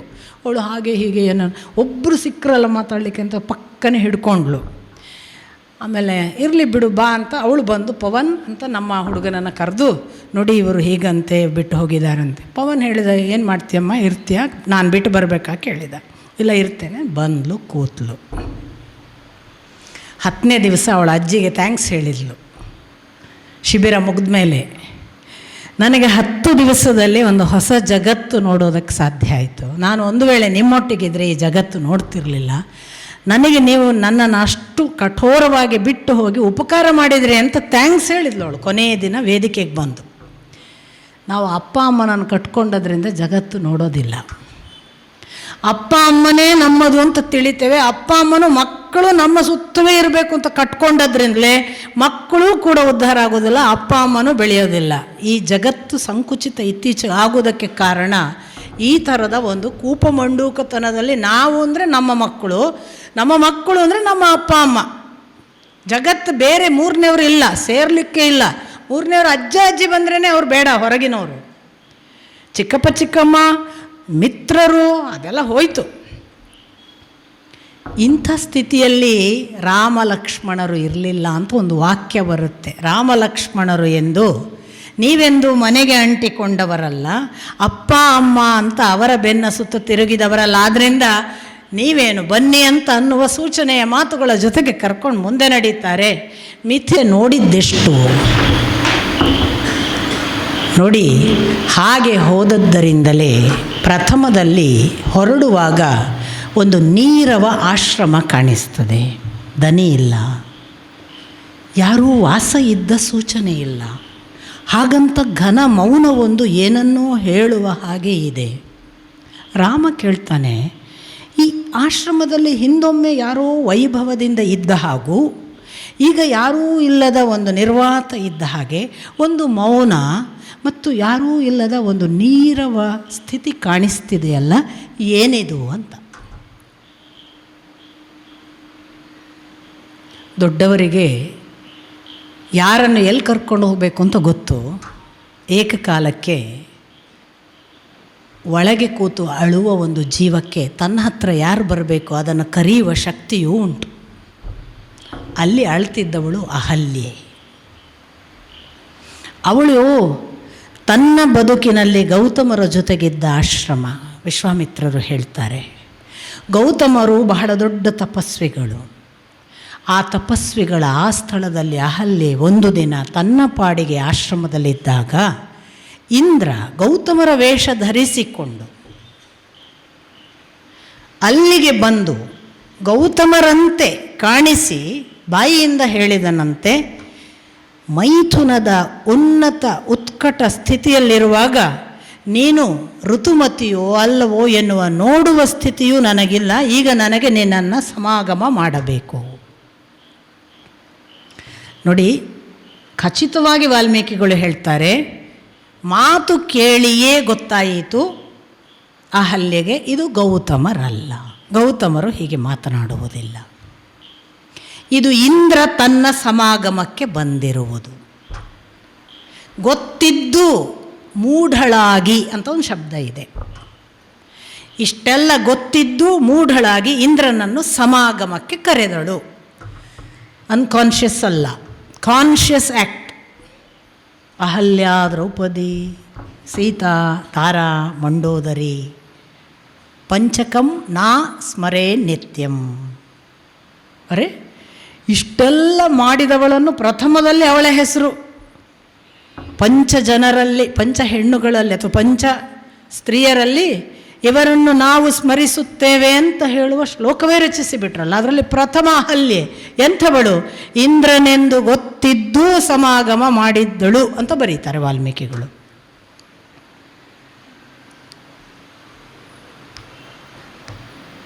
ಇದಾಗಿ ಇಂದ್ರ ಸಮಾಗಮ, ನಾನು ಯಾಕೆ ಅನ್ನೋದನ್ನು ಮುಂದೆ ಹೇಳ್ತೀನಿ. ಇಂದ್ರ ಸಮಾಗಮದ ನಂತರದಲ್ಲಿ ಪರಮ ಸಂತುಷ್ಟಳಾಗಿ ನೀನಿನ್ನು ಹೊರಡು, ನನಗೂ ನಿನಗೂ ಇಬ್ಬರಿಗೂ ತೊಂದರೆಯಾಗುವ ಮೊದಲು ಇಲ್ಲಿಂದ ನಿರ್ಗಮಿಸು. ಹೌದು, ನಾನು ಕೂಡ ನಿನ್ನಿಂದ ಸಂತುಷ್ಟನಾಗಿದ್ದೇನೆ, ನಾನು ಒಂದರೆ ಕ್ಷಣ ಇರುವುದಿಲ್ಲ, ಹೊರಟೆ ಅಂತ ಹೊರಡುವಾಗ ಗೌತಮರು ಎದುರಾಗ್ತಾರೆ. ಸಿಕ್ಕಿಬಿಟ್ಟ ಗೌತಮರು ಕೆಂಡಾಮಂಡಲ ಆದರೂ ನೀನು ವೃಷಣಹೀನನಾಗು ಅಂತ ಅವನಿಗೆ ಶಾಪ ಕೊಟ್ಟರು. ನಿರ್ಬೀಜನಾಗು, ವೃಷಣಹೀನನಾಗು ಅಂತ. ಇತ್ತ ಅಹಲ್ಯೆಗೆ ಹೇಳಿದ್ರು, ನೀನು ಮಾಡಿದ ಈ ಅಪರಾಧಕ್ಕೆ ಅದೃಶ್ಯಳಾಗಿ ನೀರಡಿಕೆ ಹಸಿವುಗಳು ಇಲ್ಲದೆ, ಅಂದರೆ ಅದು ಯಾವುದೂ ನಿನಗೆ ಸಿಕ್ಕದೆ ನೀನು ಭಸ್ಮದಲ್ಲಿ ಬಿದ್ದು ಹೊರಳಾಡುವ ಅವಸ್ಥೆ ಬರಲಿ. ಆದರೆ ನೀನು ಹೊರಳಾಡುವುದು ಯಾರಿಗೂ ಕಾಣಿಸದ ಅದೃಶ್ಯ ಸ್ಥಿತಿ ನಿನಗೆ ಒದಗಲಿ. ಒಂದು ದಿನ ಇಕ್ಷ್ವಾಕು ವಂಶದ ರಾಮಚಂದ್ರ ಈ ಆಶ್ರಮಕ್ಕೆ ಪಾದ ಹಾಕಿದಾಗ ಮತ್ತೆ ನೀನು ಪೂತಾತ್ಮಳಾಗುವೆ.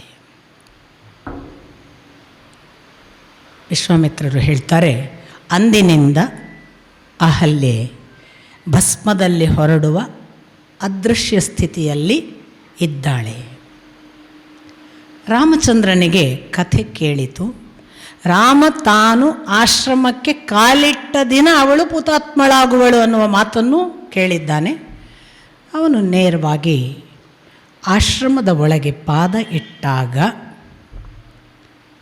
ತುಂಬ ಸುಂದರವಾಗಿದೆ ವಿವರಣೆ. ನಮ್ಮಲ್ಲಿ ಏನು ಅಂದರೆ ಕಲ್ಲಾಗಿದ್ಲು, ಕಲ್ಲಿನ ಮೇಲೆ ಕಾಲಿಟ್ಟ ಜೀವ ಬಂತು, ಹಾಗಲ್ಲ. ಒಂದು ದೃಷ್ಟಿಯಿಂದ ಅದೃಶ್ಯ ಅನ್ನೋದನ್ನು ಕಲ್ಲಿನ ಸ್ಥಿತಿ ಅಂತ ಭಾವಿಸಿಕೊಂಡು ಮುಂದೆ ಹಾಗೆಲ್ಲ ಕಲ್ಪನೆ ಬೆಳೀತಾ ಏನ. ಆದರೆ ಆ ಅದೃಶ್ಯಳಾದವಳು ಪ್ರಥಮ ದೃಶ್ಯಳಾದದ್ದು ರಾಮನಿಗೆ. ರಾಮ ಮೊತ್ತ ಮೊದಲು ನೋಡುವಾಗ ಅವಳು ಹೇಗೆ ಕಾಣಿಸಿದಳು ಅಂದರೆ, ಇಡೀ ಶ್ವೇತ ಪರ್ವತದ ಮಧ್ಯದಿಂದ ಚಂದ್ರ ಕಾಂತಿಯ ಸಹಿತ ಬೆಳಗಿ ಬಂದ ಹಾಗೆ, ಅಗ್ನಿಯ ಜ್ವಾಲೆಯೊಂದು ತಾನು ಪ್ರಜ್ವಲಿಸಿ ಉರಿದು ಬೆಳಕನ್ನೇ ಮೂರ್ತ ರೂಪವಾಗಿ ತೋರುವ ಹಾಗೆ, ಸಾಕ್ಷಾತ್ ಬೆಳಕಿನ ರಾಶಿಯೊಂದು ತಾನು ಒಂದು ಆಕಾರ ತಳೆದು ಕಾಂತಿಯುತವಾಗಿ ತೇಜಸ್ಸಿನಿಂದ ಪ್ರಕಟವಾಗುತ್ತಿದೆಯೋ ಎನ್ನುವ ಹಾಗೆ ಆ ಬೆಳಕು. ಸೂರ್ಯನೇ ಏನಾದರೂ ಆ ಸಮುದ್ರದ ನಡುವಿನಿಂದ ಎದ್ದು ಬಂದರೆ ಆ ಬೆಳಕಿನ ಆ ಕಿರಣಗಳ ಆ ಸೌಂದರ್ಯ ಯಾವ ಮಟ್ಟಕ್ಕೆ ಇರಬಹುದು, ಅಂಥದೊಂದು ಸೌಂದರ್ಯದ ಬೆಳಕಿನ ಪ್ರಜ್ವಲನ ಅಲ್ಲಿ ರಾಮನಿಗೆ ಕಾಣಿಸಿತು. ಅಂದರೆ ಪ್ಯೂರಿಫಿಕೇಷನ್ನಿಗೆ ಒಂದು ಮೆಟಫಾರ್ ಇದು. ಯಾವ ಮಟ್ಟಕ್ಕೆ ಒಂದು ಪ್ಯೂರ್ ಆದ ಸ್ಥಿತಿ ಬೆಳಕು ಅವಳು ಎಂಥ ಪರಿಶುದ್ಧಳು, ಯಾವ ಸ್ಥಿತಿಯಲ್ಲಿದ್ದಾಳೆ, ಯಾವ ಸೂರ್ಯಚಂದ್ರರ ಬೆಳಕು, ಯಾವ ಅಗ್ನಿಯ ಬೆಳಕು, ಯಾವುದಕ್ಕೂ ಹೋಲಿಸುವುದು ಅವಳನ್ನು. ತಾನೇ ತೇಜಸ್ಸೇ ಕಾಂತಿಯುತವಾಗಿ ಬೆಳಕಿನ ರೂಪ ಪಡೆಯಿತಾ ಅನ್ನುವ ಹಾಗೆ ನಿಂತಿದ್ದಾಳೆ. ಇದೆಲ್ಲವನ್ನು ನೋಡಿದಾಗ ಅಹಲ್ಯೆಯನ್ನು ಪಾದದಿಂದ ತುಳಿದು ಜೀವಂತಗೊಳಿಸಿದ್ದಲ್ಲ, ರಾಮ ಅಹಲ್ಯೆಯ ಪಾದಕ್ಕೆ ನಮಿಸಿದ, ಲಕ್ಷ್ಮಣನೂ ಪಾದಕ್ಕೆ ನಮಿಸಿದ ಅನ್ನುವುದು ವಾಲ್ಮೀಕಿಗಳ ವಿವರಣೆ. ಅತ್ತ ಇತ್ತ ಮಾಡಿ ಹಾಳು ಮಾಡಿ ಹಾಕ್ತೇವೆ ನಾವು. ಯಾಕೆ ಮುಂದೆ ಇಂದ್ರನಿಗೆ ವೃಷಣಗಳಿಲ್ಲ? ಇಂದ್ರ ಹೋಗಿ ದೇವತೆಗಳ ಹತ್ರ ಹೇಳಿದ್ನಂತೆ, ಅಲ್ಲ ನಾನು ನಮ್ಮ ದೇವತೆಗಳ ಸುಖಕ್ಕಾಗಿ ಹೋದದ್ದು, ದೇವತೆಗಳಿಗೆ ಅಪಾಯ ಇತ್ತು, ಗೌತಮರ ತಪಶಕ್ತಿ ಈ ಮಟ್ಟಕ್ಕೆ ಬೆಳೀತಿತ್ತು, ಅವರ ತಪಸ್ಸನ್ನು ತಡೆಯದೇ ಇದ್ದರೆ ನಮಗೆ ಅಪಾಯ ಇತ್ತು ಅಂತ ನೀವೆಲ್ಲ ಹೇಳಿದ್ರಿ ಅಂತ ನಾನು ಹೋದ್ದು. ಈಗ ನಾನು ಅವರ ಹತ್ರ ಹೋದದ್ರಿಂದ ನನ್ನ ಯಾವ ವೃಷಣ ಇತ್ತು ಅಥವಾ ನನ್ನ ಯಾವ ಶಕ್ತಿ ಇತ್ತು ಅದನ್ನು ಕಳ್ಕೊಂಡಿದ್ದೀನಿ, ನನಗೆ ಏನಾದರೂ ಮಾಡಿ ಅಂತ ಬೇಡಿಕೂತಾನೆ. ಕಡೆಗೆ ದೇವತೆಗಳೆಲ್ಲ ತೀರ್ಮಾನ ಮಾಡಿ ಯಜ್ಞಕ್ಕೆ ಇಟ್ಟ ಯಾವ ಹೋತ ಇದೆ ಆ ಹೋತದ ವೃಷಣವನ್ನು ಇಟ್ಟರು ಅಂತ, ಅವನಿಗೆ ಜೋಡಿಸಿದರು ಅಂತ, ಟ್ರಾನ್ಸ್ಪ್ಲಾಂಟೇಷನ್. ಹೀಗೆ ಇಂದ್ರನಿಗೆ ವೃಷಣ ಬಂತು. ರಾಮಪಾದದಿಂದ ರಾಮನ ಆಶ್ರಮದಲ್ಲಿ ಅದೃಶ್ಯಳಾಗಿದ್ದಂತಹ ಆ ರಾಮಪಾದದ ಸ್ಪರ್ಶಕ್ಕೆ ಈ ಅದೃಶ್ಯಳಾಗಿ ಭಸ್ಮೀಭೂತಳಾಗಿದ್ದಂತಹ ಅಹಲ್ಯೆ ಬೆಳಕಿನ ರೂಪದಲ್ಲಿ ತೇಜೋಪುಂಜದ ಹಾಗೆ ಬೆಳಕೇ ರೂಪ ಪಡೆದಂತೆ ಪರಿಶುದ್ಧ ಬೆಳಕಾಗಿ ಚಂದ್ರಕಾಂತಿ ಸೂರ್ಯಕಾಂತಿಯನ್ನು ಮೀರುವ ಒಂದು ಪರಿಶುದ್ಧ ಸ್ಥಿತಿಯಾಗಿ ಕಾಣಿಸಿಕೊಂಡಾಗ ಗೌತಮರು ಬಂದು ರಾಮಲಕ್ಷ್ಮಣರನ್ನು ಆಶೀರ್ವದಿಸಿ ಮತ್ತೆ ಅಹಲ್ಯೆಯನ್ನು ಕೂಡಿದರು ಅಂತ ಮತ್ತೆ ಸೇರಿದರು, ತನ್ನ ಹೆಂಡತಿಯಾಗಿ ಸ್ವೀಕರಿಸಿದರು ಅನ್ನೋದನ್ನು ದಾಖಲಿಸ್ತಾರೆ ಈ ಕಥೆಯಲ್ಲಿ. ಯಾಕೆ ಇದನ್ನು ಅಹಲ್ಯೆ ಮಾಡಿದ್ದು ತಪ್ಪು ಅಂತ ಯಾಕೆ ಹೇಳಲ್ಲ ನಮ್ಮ ಶಾಸ್ತ್ರ? ದೇವತೆಗಳ ಸೌಕರ್ಯಕ್ಕಾಗಿ ಇಂದ್ರ ಬಂದಿರುವುದು. ಮನುಷ್ಯ ಲೋಕದವರ ಕೆಲಸ ಏನು ಅಂದರೆ, ನಮ್ಮಕ್ಕಿಂತ ಮೇಲಿನ ಲೋಕದವರಿಗೆ ತೊಂದರೆ ಬಂದರೆ ನಮ್ಮ ಯಾವುದೇ ಸುಖವನ್ನು ನಾವು ತ್ಯಾಗ ಮಾಡೋಕ್ಕೆ ಸಿದ್ಧರಿರಬೇಕು. ಅಹಲ್ಯೆಗೆ ಗೊತ್ತಾಯಿತು ಇದು ಇಂದ್ರ ಬಂದಿದ್ದು, ಮತ್ತು ಅವಳಿಗೆ ಗೊತ್ತಾಯಿತು ಇದರ ಹಿಂದೆ ಲೋಕ ಕಲ್ಯಾಣದ ಉದ್ದೇಶ ಇಟ್ಟು ಬಂದಿದ್ದಾನೆ. ಈಗ ಆ ಲೋಕ ಕಲ್ಯಾಣವನ್ನು ಉಳಿಸಲಿಕ್ಕೆ, ಲೋಕ ಕಲ್ಯಾಣ ಆಗಲಿಕ್ಕೆ ಗೌತಮರ ತಪಸ್ಸಿನ ಫಲ ಇಳಿಸಲಿಕ್ಕೆ ಒಂದೇ ದಾರಿ ಏನು? ನಾನು ತಪ್ಪು ಮಾಡಿ ಗೌತಮರ ತಪಸ್ಸಿನ ಫಲ ಇಳಿಸುವುದು. ಗೌತಮರ ತಪಸ್ಸಿನ ಫಲ ಯಾವಾಗ ಇಳೀತದೆ? ಶಾಪ ಕೊಟ್ಟು ಕೂಡಲೇ ಇಳೀತದೆ. ಅವರು ಶಾಪ ಕೊಟ್ಟು ಅವರ ತಪಸ್ಸಿನ ಫಲ ಕಡಿಮೆ ಆಗುವುದಕ್ಕೆ ತನ್ನ ಕ್ರಿಯೆಯನ್ನು ಕಾರಣವಾಗಿ ತಾನು ತ್ಯಾಗ ಮಾಡಿದ ಒಂದು ದೇವತೆಯ ರೀತಿಯ ಕೆಲಸ ಮಾಡಿದ್ದು. ನಾನು ಎಲ್ಲರನ್ನೂ ಬಿಡ್ತೀನಿ, ಎಲ್ಲರೂ ನಿನ್ನ ಸೇವಕಿಯರ ಹಾಗೆ ಇಟ್ಟಿರ್ತೀನಿ ಬಾ, ಅಷ್ಟು ಚಾಯ್ಸ್ ಇದ್ದಾಗ ರಾಮನಿಗೆ ಕಮಿಟೆಡ್. ದ್ರೌಪದಿಗೆ ಚಾಯ್ಸ್ ಇತ್ತು, ಜಯದ್ರಥ ಕರೆದಿದ್ದ, ಕರ್ಣನಂತೂ ಆಶೆ ಇಟ್ಟಿದ್ದ. ಎಷ್ಟು ಸಂದರ್ಭಗಳಲ್ಲಿ ಬೇರೆ ಬೇರೆ ಅವಕಾಶಗಳಿದ್ದಾಗ ನನ್ನ 5 ಜನ ಗಂಡರನ್ನು ಬಿಟ್ಟು ಇನ್ನೊಬ್ಬರ ಹತ್ರ ಹೋಗೋದಿಲ್ಲ. ದುಶ್ಯಾಸನ ಸೆಳೆದ, ದುರ್ಯೋಧನ ತೊಡೆ ತಟ್ಟಿ ಕರೆದ. ಚಾಯ್ಸ್ಗಳಿದ್ದಾಗ ಗಂಡರೇ. ನನ್ನ ಚಾಯ್ಸ್ಗಳಿಲ್ಲದೆ ಇದ್ದಾಗ ಗಂಡರೇ ಅನ್ನೋದು ಬೇರೆ ಅಲ್ಲ, ವಿಷಯ ಅಲ್ಲ ಅದು. ಚಾಯ್ಸ್ ಮುಂದೆ ಇದೆ, ಆಗ ಸಂಯಮ, ಆಗ ಗಂಡ ಅನ್ನುವ ನಿಯತ್ತು, ಆಗ ಗಂಡನನ್ನೇ ಕಾಯ್ತೇನೆ ಅನ್ನುವ ಪ್ರೀತಿ, ಗಂಡನಿಗೆ ಮಾತ್ರ ಸಮರ್ಪಣೆ ಅನ್ನುವ ಒಳಗಿನ ದೃಢ ನಿಶ್ಚಯ. ಅವರು ಪತಿವ್ರತೆಯರು. ಆದ್ದರಿಂದ ದ್ರೌಪದಿ, ಆದ್ದರಿಂದ ಸೀತೆ, ತಾರೆಗೆ ರುಮೆ ಇಲ್ಲವಾದಾಗ ಅಥವಾ ರುಮೆಯ ಜೊತೆಗೆ ಇರಬೇಕಾದಾಗ ಸುಗ್ರೀವ ಕರ್ಕೊಂಡು ಹೋದ. ಯಾಕೆ? ವಾಲಿ ಇಲ್ಲದೆ ಇದ್ದಾಗ ಮೈದುನನ ಕರ್ತವ್ಯ ಅತ್ತಿಗೆಯನ್ನು ಸಲಹುವುದು.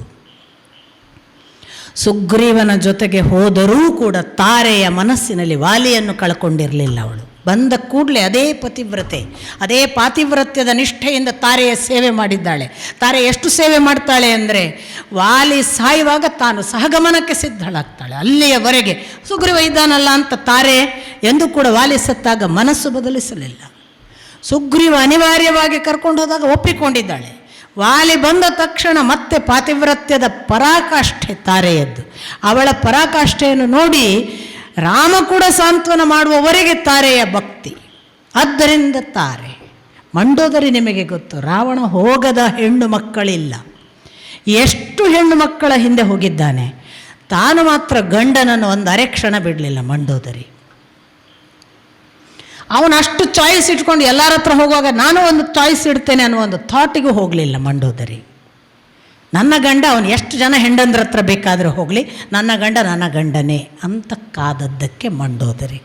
ಇದು ಪತಿವ್ರತೆ ಅನ್ನುವಾಗ ಅದಕ್ಕೇ ಚಾಯ್ಸ್ ಇಲ್ಲದೇ ಇರುವಾಗ ಕೆಡದೇ ಇರುವುದು ದೊಡ್ಡದಲ್ಲ, ಚಾಯ್ಸ್ ಇರುವಾಗ ಕೆಡದೇ ಇರೋದುಂಟಲ್ಲ ಅದು ದೊಡ್ಡದು. ನನ್ನ ಜೊತೆಗೊಬ್ಬ ಬಹಳ ಬೆಳೆಯುವ ಹುಡುಗ ಇದ್ದಾನೆ. ಅವನು ಯಾವಾಗಲೂ ಹೇಳ್ತಾನೆ, ಅಮ್ಮ ನಮಗೆ ಧೈರ್ಯ ಇಲ್ಲದಕ್ಕೆ ನಾವು ಒಳ್ಳೆಯವರು ಅಂತ ಪ್ರಾಮಾಣಿಕವಾಗಿ ಹೇಳ್ತಾನೆ. ನಮಗೇನಾದರೂ ಧೈರ್ಯ ಇದ್ದರೆ ನಾವು ಇಷ್ಟೊತ್ತಿಗೆ ಎಷ್ಟೋ ಕೆಡ್ತಿತ್ತು, ನಮಗೆ ಅಷ್ಟು ಧೈರ್ಯ ಆಗೋದಿಲ್ಲ ಅಮ್ಮ, ಆದ್ದರಿಂದ ನಾನು ಒಳ್ಳೆಯವ ಅಂತ. ಈ ಪ್ರಾಮಾಣಿಕತೆ ದೊಡ್ಡದು. ಇದು ಅಂದರೆ ನನಗೆ ಚಾಯ್ಸ್ ಇದೆ, ಅವನಿಗೆ ತುಂಬ ದುಡ್ಡು ಇದೆ, ಅವನ ಹತ್ರ ಬೇಕಾದಷ್ಟು ಹೆಣ್ಮಕ್ಳಿದ್ದಾರೆ, ಅವನು ಅದನ್ನೇ ಹೇಳ್ತಾನೆ, ಬಯಸಿ ಬರೋ ಹೆಣ್ಮಕ್ಳಿದ್ದಾಗಲೂ ಕೂಡ ಧೈರ್ಯ ಆಗಲ್ಲಮ್ಮ. ಇದು ಅಂದರೆ ಚಾಯ್ಸ್ ಇದ್ದಾಗಲೂ ಕೂಡ ಅವನಿಗೆ ಧೈರ್ಯ ಆಗಲ್ಲ ಅನ್ನೋದನ್ನು ಹೇಳ್ತಾನೆ. ಅದಕ್ಕೆ ಬೇರೆ ಬೇರೆ ಕಾರಣಗಳಿವೆ ಅನ್ನೋದು ಬೇರೆ ವಿಷಯ. ಆ ಅರ್ಥದಲ್ಲಿ ಉಂಟಲ್ಲ, ಚಾಯ್ಸ್ ಇದ್ದಾಗ ಕೆಡದೇ ಇರೋದು ಅದು ಅಹಲ್ಯೆ. ಆದ್ದರಿಂದ ಅವಳಿಗೆ ಪರಮಾತ್ಮನ ಅಂಶದ ರಾಮನ ಪಾದಸ್ಪರ್ಶ ಆಶ್ರಮಕ್ಕಾದಾಗ ನೀನು ಕಾಣಿಸಿಕೊಳ್ತಿ, ಯಾರೋ ಸಾಮಾನ್ಯರಿಗಲ್ಲ. ನೋಡಿ, ನಿಮಗೆ ರಾಧೆಯ ಕತೆ ಗೊತ್ತಿರ್ಬೋದು, ಇಸ್ಕಾನ್ ಅವರು ಹೇಳುವಂಥದ್ದು. ಪುಟ್ಟ ಮಗು ಹುಟ್ಟುವಾಗ ಕಣ್ಣು ಮುಚ್ಚಿದ್ದು ತೆಗಿಲಿಲ್ಲ ಅಂತ ಆ ಮಗುವಿನ ಕುರಿತು ಕಥೆ. ಅದು ಏನು ಮಾಡಿದರೂ ಕಣ್ಣು ತೆಗಿಲಿಲ್ಲ ಅಂತ. ಹೇಗೆ ಅದಕ್ಕೆ ಬೇಕಾದ ಔಷಧಿ, ಅದಕ್ಕೆ ಬೇಕಾದ ಮಾಟ ಮಂತ್ರ, ಇನ್ನೊಂದು ಮಗದೊಂದು ಏನೇನು ಮಾಡಿದರೂ ಮಗು ಕಣ್ಣು ತೆರೆಯಲ್ಲ. ಪುಟ್ಟ ಮಗು ತೊಟ್ಟಿಲಲ್ಲಿದೆ.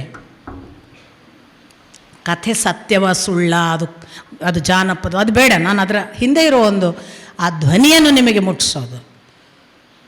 ಆಗ ಅಲ್ಲೇ ಸಮೀಪದಲ್ಲಿದ್ದಂತಹ ಕೃಷ್ಣ ತನ್ನ ತಂದೆ ತಾಯಿಯ ಜೊತೆಗೆ ಆ ಮಗು ನೋಡೋಕ್ಕೆ ಬಂದ. ಅವನು ಸಣ್ಣ ಹುಡುಗನೇ, ಅವನೇನು ದೊಡ್ಡವನಲ್ಲ. ಆಗ ಅವನು ಸಹಜ ಬಂದ. ಸ್ವಲ್ಪ ಬೆಳೆದ ಹುಡುಗನಿಗೆ ಪುಟ್ಟ ಮಗು ತೊಟ್ಟಿಲಲ್ಲಿರೋದು ಆಕರ್ಷಕ ಅಷ್ಟೇ. ಅಷ್ಟು ಬಿಟ್ಟರೆ ಇನ್ನೇನು ಕೃಷ್ಣನಿಗೂ ಗೊತ್ತಿಲ್ಲ.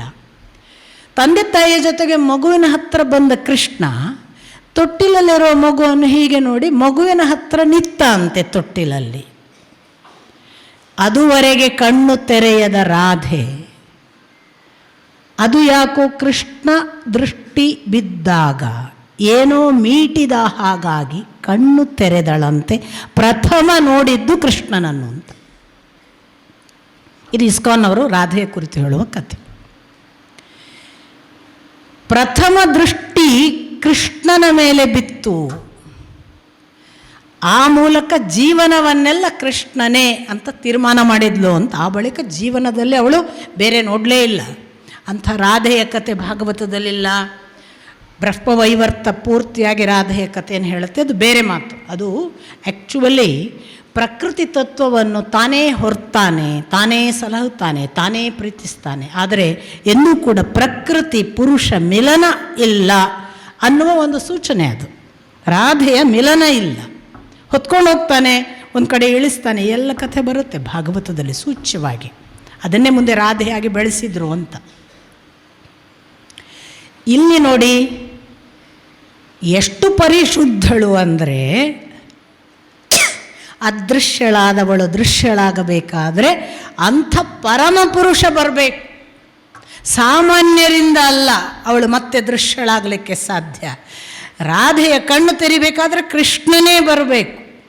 ಅಹಲ್ಯ ಅದೃಶ್ಯಳಾದವಳು ದೃಶ್ಯಳಾಗಬೇಕಾದ್ರೆ ರಾಮನೇ ಬರಬೇಕು. ಅದು ಗೊತ್ತಿತ್ತು ಗೌತಮರಿಗೆ. ಅವಳು ಸಾಮಾನ್ಯಳಲ್ಲ, ಸಾಮಾನ್ಯ ಬೆಳಕಲ್ಲ ಅದು. ಆ ಬೆಳಕನ್ನು ನೋಡುವುದಕ್ಕೆ ಸಾಮಾನ್ಯ ಕಣ್ಣುಗಳು, ಸಾಮಾನ್ಯ ಪಾದಸ್ಪರ್ಶವೂ ಅಲ್ಲ, ಅದು ಶ್ರೀರಾಮಚಂದ್ರನ ಪಾದಸ್ಪರ್ಶವೇ ಸರಿ ಅಂತ ಹೇಳುವ ಮಟ್ಟಕ್ಕೆ ಅಹಲ್ಯೇ ಎತ್ತರ. ಆ ಕಥೆಯನ್ನು ಹೇಳಿ ನಾನು ಅದನ್ನೇ ಹೇಳಿದ್ದು. ರಾಮ ಮಿಥಿಲೆಗೆ ಹೋಗೋಣ ಅಂತ ಹೇಳುವಾಗ ವಿಶ್ವಾಮಿತ್ರರಿಗೆ ಶಿವಧನುಸ್ಸಿನ ಕಥೆ ಒಂದೇ ಇಲ್ಲ. ಕಾಯ್ತಾ ಇರುವ ಅಹಲ್ಯೆಯ ಭಕ್ತಿಯ ಕೂಗು ಕೂಡ ವಿಶ್ವಾಮಿತ್ರರಿಗೆ ಗೊತ್ತು. ಮಾತ್ರ ಅಲ್ಲ, ವಿಶ್ವಾಮಿತ್ರರಿಗೆ ಗೊತ್ತಿದ್ದೋ ಗೊತ್ತಿಲ್ಲದಿದ್ದರೂ ಕೂಡ ಅಹಲ್ಯೆಯ ಕೂಗೊಂದು ರಾಮನನ್ನು ಸೆಳೀತದೆ ಖಂಡಿತಕ್ಕೂ. ಹಾಗಾಗಿ ಒಂದು ಕಾಡಿನ ಯಾತ್ರೆ ಅಂದರೆ ಅದು ಬರೇ ರಾಕ್ಷಸ ಸಂಹಾರ ಅಲ್ಲ. ವಿಶ್ವಾಮಿತ್ರರ ಮೂಲಕ ಅಸ್ತ್ರವಿದ್ಯೆ ಮತ್ತು ಅತಿಬಲ ಬಲಗಳ ವಿದ್ಯೆ ಪಡೆದದ್ದೂ ಅಲ್ಲ. ಲೋಕದಲ್ಲಿರುವ ಪೂರ್ವಜರ ಕಥೆಯನ್ನು ಹೇಳುವ ಸಗರನ ಕಥೆಯನ್ನು ಕೇಳಿ, ಗಂಗೆಯ ಕಥೆಯನ್ನು ಕೇಳಿ ಅಷ್ಟೇ ಅಲ್ಲ, ಅದರಾಚೆಗೆ ಒಂದು ಭಕ್ತಿಯ ಸಾರ ಸರ್ವಸ್ವವಾಗಿ ಬಿದ್ದ ಅಹಲ್ಯೆಯ ಉದ್ಧಾರ ಕೂಡ ಇದೆ. ಆ ಅಹಲ್ಯೆಯನ್ನು ಉದ್ಧರಿಸಿದ ನಂತರ ಮುಂದಕ್ಕೆ ಹೋಗಿ ಮತ್ತೆ ವಿಶ್ವಾಮಿತ್ರರು ತನ್ನ ಕಥೆಯನ್ನೇ ಆರಂಭ ಮಾಡ್ತಾರೆ. ಕುಶ ಅಂತ ಒಬ್ಬ ಇದ್ದ, ಅವನ ಮಗ ಕುಶನಾಭ ಅಂತ ಇದ್ದ. ಆ ಕುಶನಾಭನಿಗೆ ಮಕ್ಕಳಿರಲಿಲ್ಲ. ಅವನಿಗೆ ಮುಂದೆ ಯಾರೋ ಅನುಗ್ರಹ ಮಾಡಿ, ನೀನು ಮುಂದೆ ಮಗನನ್ನು ಪಡೀತಿ, ಗಾಧಿ ಅಂತ ಅವನ ಹೆಸರು, ಅವನಿಂದ ನೀನು ಲೋಕವಿಖ್ಯಾತನಾಗ್ತಿ, ಚಿಂತೆ ಮಾಡಬೇಡ ಅಂತ ಹೇಳಿದಾಗ ಗಾಧಿ ಹುಟ್ಟಿದ. ಆ ಗಾಧಿಗೆ ಹುಟ್ಟಿದ ಮಗನೇ ನಾನು. ನನಗೆ ಕುಶನ ವಂಶದಿಂದ ಬಂದದ್ದರಿಂದ ಕೌಶಿಕ ಅಂತ ಹೆಸರು. ನಾನು ಕೌಶಿಕನಾದರೆ ನನಗೊಬ್ಬಳು ಅಕ್ಕ ಇದ್ಲು ಸತ್ಯವತಿ ಅಂತ. ಆ ಸತ್ಯವತಿಯನ್ನು ರುಚಿಕ ಮದುವೆಯಾದ. ಆ ಸತ್ಯವತಿಯೇ ಮುಂದೆ ಕೌಶಿಕಿ ನದಿ ಆದ್ಲು. ನಾನು ಆ ನದಿ ದಡದಲ್ಲೇ ಹೆಚ್ಚು ಇರ್ತಿದ್ದೆ ಅಂತ ವಿಶ್ವಾಮಿತ್ರರು ತನ್ನ ಕಥೆಯನ್ನು ಅಷ್ಟೇ ಹೇಳಿ ನಿಲ್ಲಿಸ್ತಾರೆ. ಭಾರಿ ಇಂಟ್ರೆಸ್ಟಿಂಗ್ ಏನು ಗೊತ್ತಾ, ನಮ್ಮನ್ನು ನಿಜವಾಗಿ ಬೆಳೆಸುವ ಗುರು ಇದ್ದಾನಲ್ಲ, ಅವನ ಬಗ್ಗೆ ನಮಗೆ ಗೊತ್ತಿರೋದಿಲ್ಲ. ಮತ್ತು ಗೊತ್ತಿರುವವರ ಹತ್ರ ನಾವು ಗುರು ಅಂತ ತಿಳಿದು ಹೋಗಲಿಕ್ಕೆ ಸಾಧ್ಯ ಆಗದ ಹಾಗೆ ಅವರು ರಹಸ್ಯವಾಗಿಯೇ ಉಳಿತಾರೆ. ವಿಶ್ವಾಮಿತ್ರರ ರಹಸ್ಯವನ್ನು ಅವರು ಹೇಳೋದೇ ಇಲ್ಲ. ಹಾಗಂತ ವೆರಿ ಇಂಟ್ರೆಸ್ಟಿಂಗ್ಲಿ ನಾವು ಕಂಪ್ಲೀಟ್ ಅವರಿಂದ ಅನುಗ್ರಹ ಪಡೆದ ಮೇಲೆ ಯಾರೋ ಒಬ್ಬರು ಮೂರನೇವರು ಅವರು ಏನು ಗೊತ್ತಾ ಅಂತ ನಮಗೆ ಹೇಳ್ತಿರ್ತಾರೆ. ನನಗೆ ಹೀಗೆಲ್ಲ ಹೇಳುವಾಗ ನನ್ನ ಗುರುಗಳೇ ನೆನಪಾಗ್ತಾರೆ. ತಪ್ಪು ಭಾವಿಸಬೇಡಿ, ಅದು ನನ್ನ ಅನುಭವದ ಮಿತಿ ಇದ್ದರೂ ಇರ್ಬೋದು. ನನಗೆ ಸತ್ಯಕಾಮರು ಏನು ಅಂತಲೇ ಗೊತ್ತಿಲ್ಲದೆ ನಾನು ಹೋದದ್ದು. ನನಗೆ ಏನೂ ಗೊತ್ತಿಲ್ಲ, ನನಗೆ ಅವರು ಏನೂ ಗೊತ್ತಿಲ್ಲ. ಒಬ್ಬ ಕಚ್ಚೆಯ ಮುದುಕ ಅಷ್ಟೇ ಗೊತ್ತು ನನಗೆ. ಕಚ್ಚೆ ಹಾಕ್ಕೊಂಡು ಜುಬ್ಬ ಹಾಕ್ಕೊಂಡು ಒಬ್ಬ ಮುದುಕ ಬಂದರು. ನನಗೆ ಇವರನ್ನು ಬಿಟ್ಟಿರೋಕ್ಕಾಗಲ್ಲ ಅನ್ನಿಸ್ತು. ನಾನು ಹೋದೆ, ಮುಗೀತು.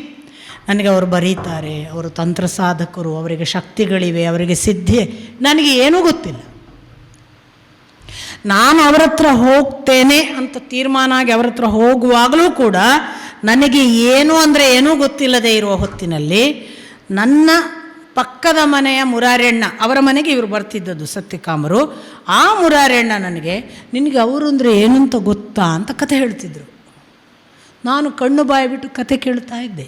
ಅವರು ಹಾಗೆ, ಅವರು ಹೀಗೆ, ಅವರಿಗೆ ಸೂರ್ಯ ವಿಜ್ಞಾನ ಗೊತ್ತು, ಅವರ ಕಣ್ಣಿನಲ್ಲಿ ಶಕ್ತಿಯಿಂದ, ಅವರ ಹೂವಿನ ಬಣ್ಣ, ಏನೇನೋ ಕತೆ ಹೇಳ್ತಿದ್ರು. ನನಗೆಲ್ಲ ಹೊಸ್ತು. ವಿಶ್ವಾಮಿತ್ರರ ಬಗ್ಗೆ ರಾಮಲಕ್ಷ್ಮಣರಿಗೆ ಏನೂ ಗೊತ್ತಿಲ್ಲ. ವಸಿಷ್ಠರು 4 ವಾಕ್ಯ ಹೇಳಿದ್ಬಿಟ್ರೆ ಏನೂ ಗೊತ್ತಿಲ್ಲ. ಈ ದಾರಿಯನ್ನು ನಡೆಯುವ ಹೊತ್ತಿಗೂ ಕೂಡ ವಿಶ್ವಾಮಿತ್ರರು ತಾನು ಯಾವ ಕುಲ ಅಂತ ಇಂಟ್ರೊಡ್ಯೂಸ್ ಮಾತ್ರ ಮಾಡಿದರೆ ಏನೂ ಹೇಳಲಿಲ್ಲ. ಮುಂದೆ ಪ್ರಯಾಣ ಪ್ರಾರಂಭ ಆಯಿತು. ಇನ್ನೇನು ಮಿಥಿಲೆಗೆ ಹತ್ರ ಆಗಬೇಕು. ಆಗ ಜನಕರಾಜನಿಗೆ ಗೊತ್ತಾಯಿತು ವಿಶ್ವಾಮಿತ್ರರು ರಾಮಲಕ್ಷ್ಮಣರನ್ನು ಕರ್ಕೊಂಡು ಬರ್ತಿದ್ದಾರೆ ಅಂತ. ಜನಕರಾಜ ತಕ್ಷಣ ತನ್ನ ಕುಲಪುರೋಹಿತನಾದ ಶತಾನಂದನನ್ನು, ಶತಾನಂದರು ಅಂದರೆ ಗೌತಮ ಪುತ್ರ, ಗೌತಮ ಅಹಲ್ಯೆಯ ಮಗ, ಆ ಶತಾನಂದರನ್ನು ಕರ್ಕೊಂಡು ಅವರನ್ನು ಬಹಳ ದೂರ ಬಂದು, ಇನ್ನೂ ಅರಮನೆ ಎಲ್ಲೋ ಇದೆ, ರಾಜ್ಯದ ಮುಖ್ಯ ಪಟ್ಟಣ, ಬಹಳ ದೂರ ಬಂದು ಅವರನ್ನು ಸ್ವಾಗತಿಸಬೇಕು ಅಂತ ಬಂದಿದ್ದಾರೆ.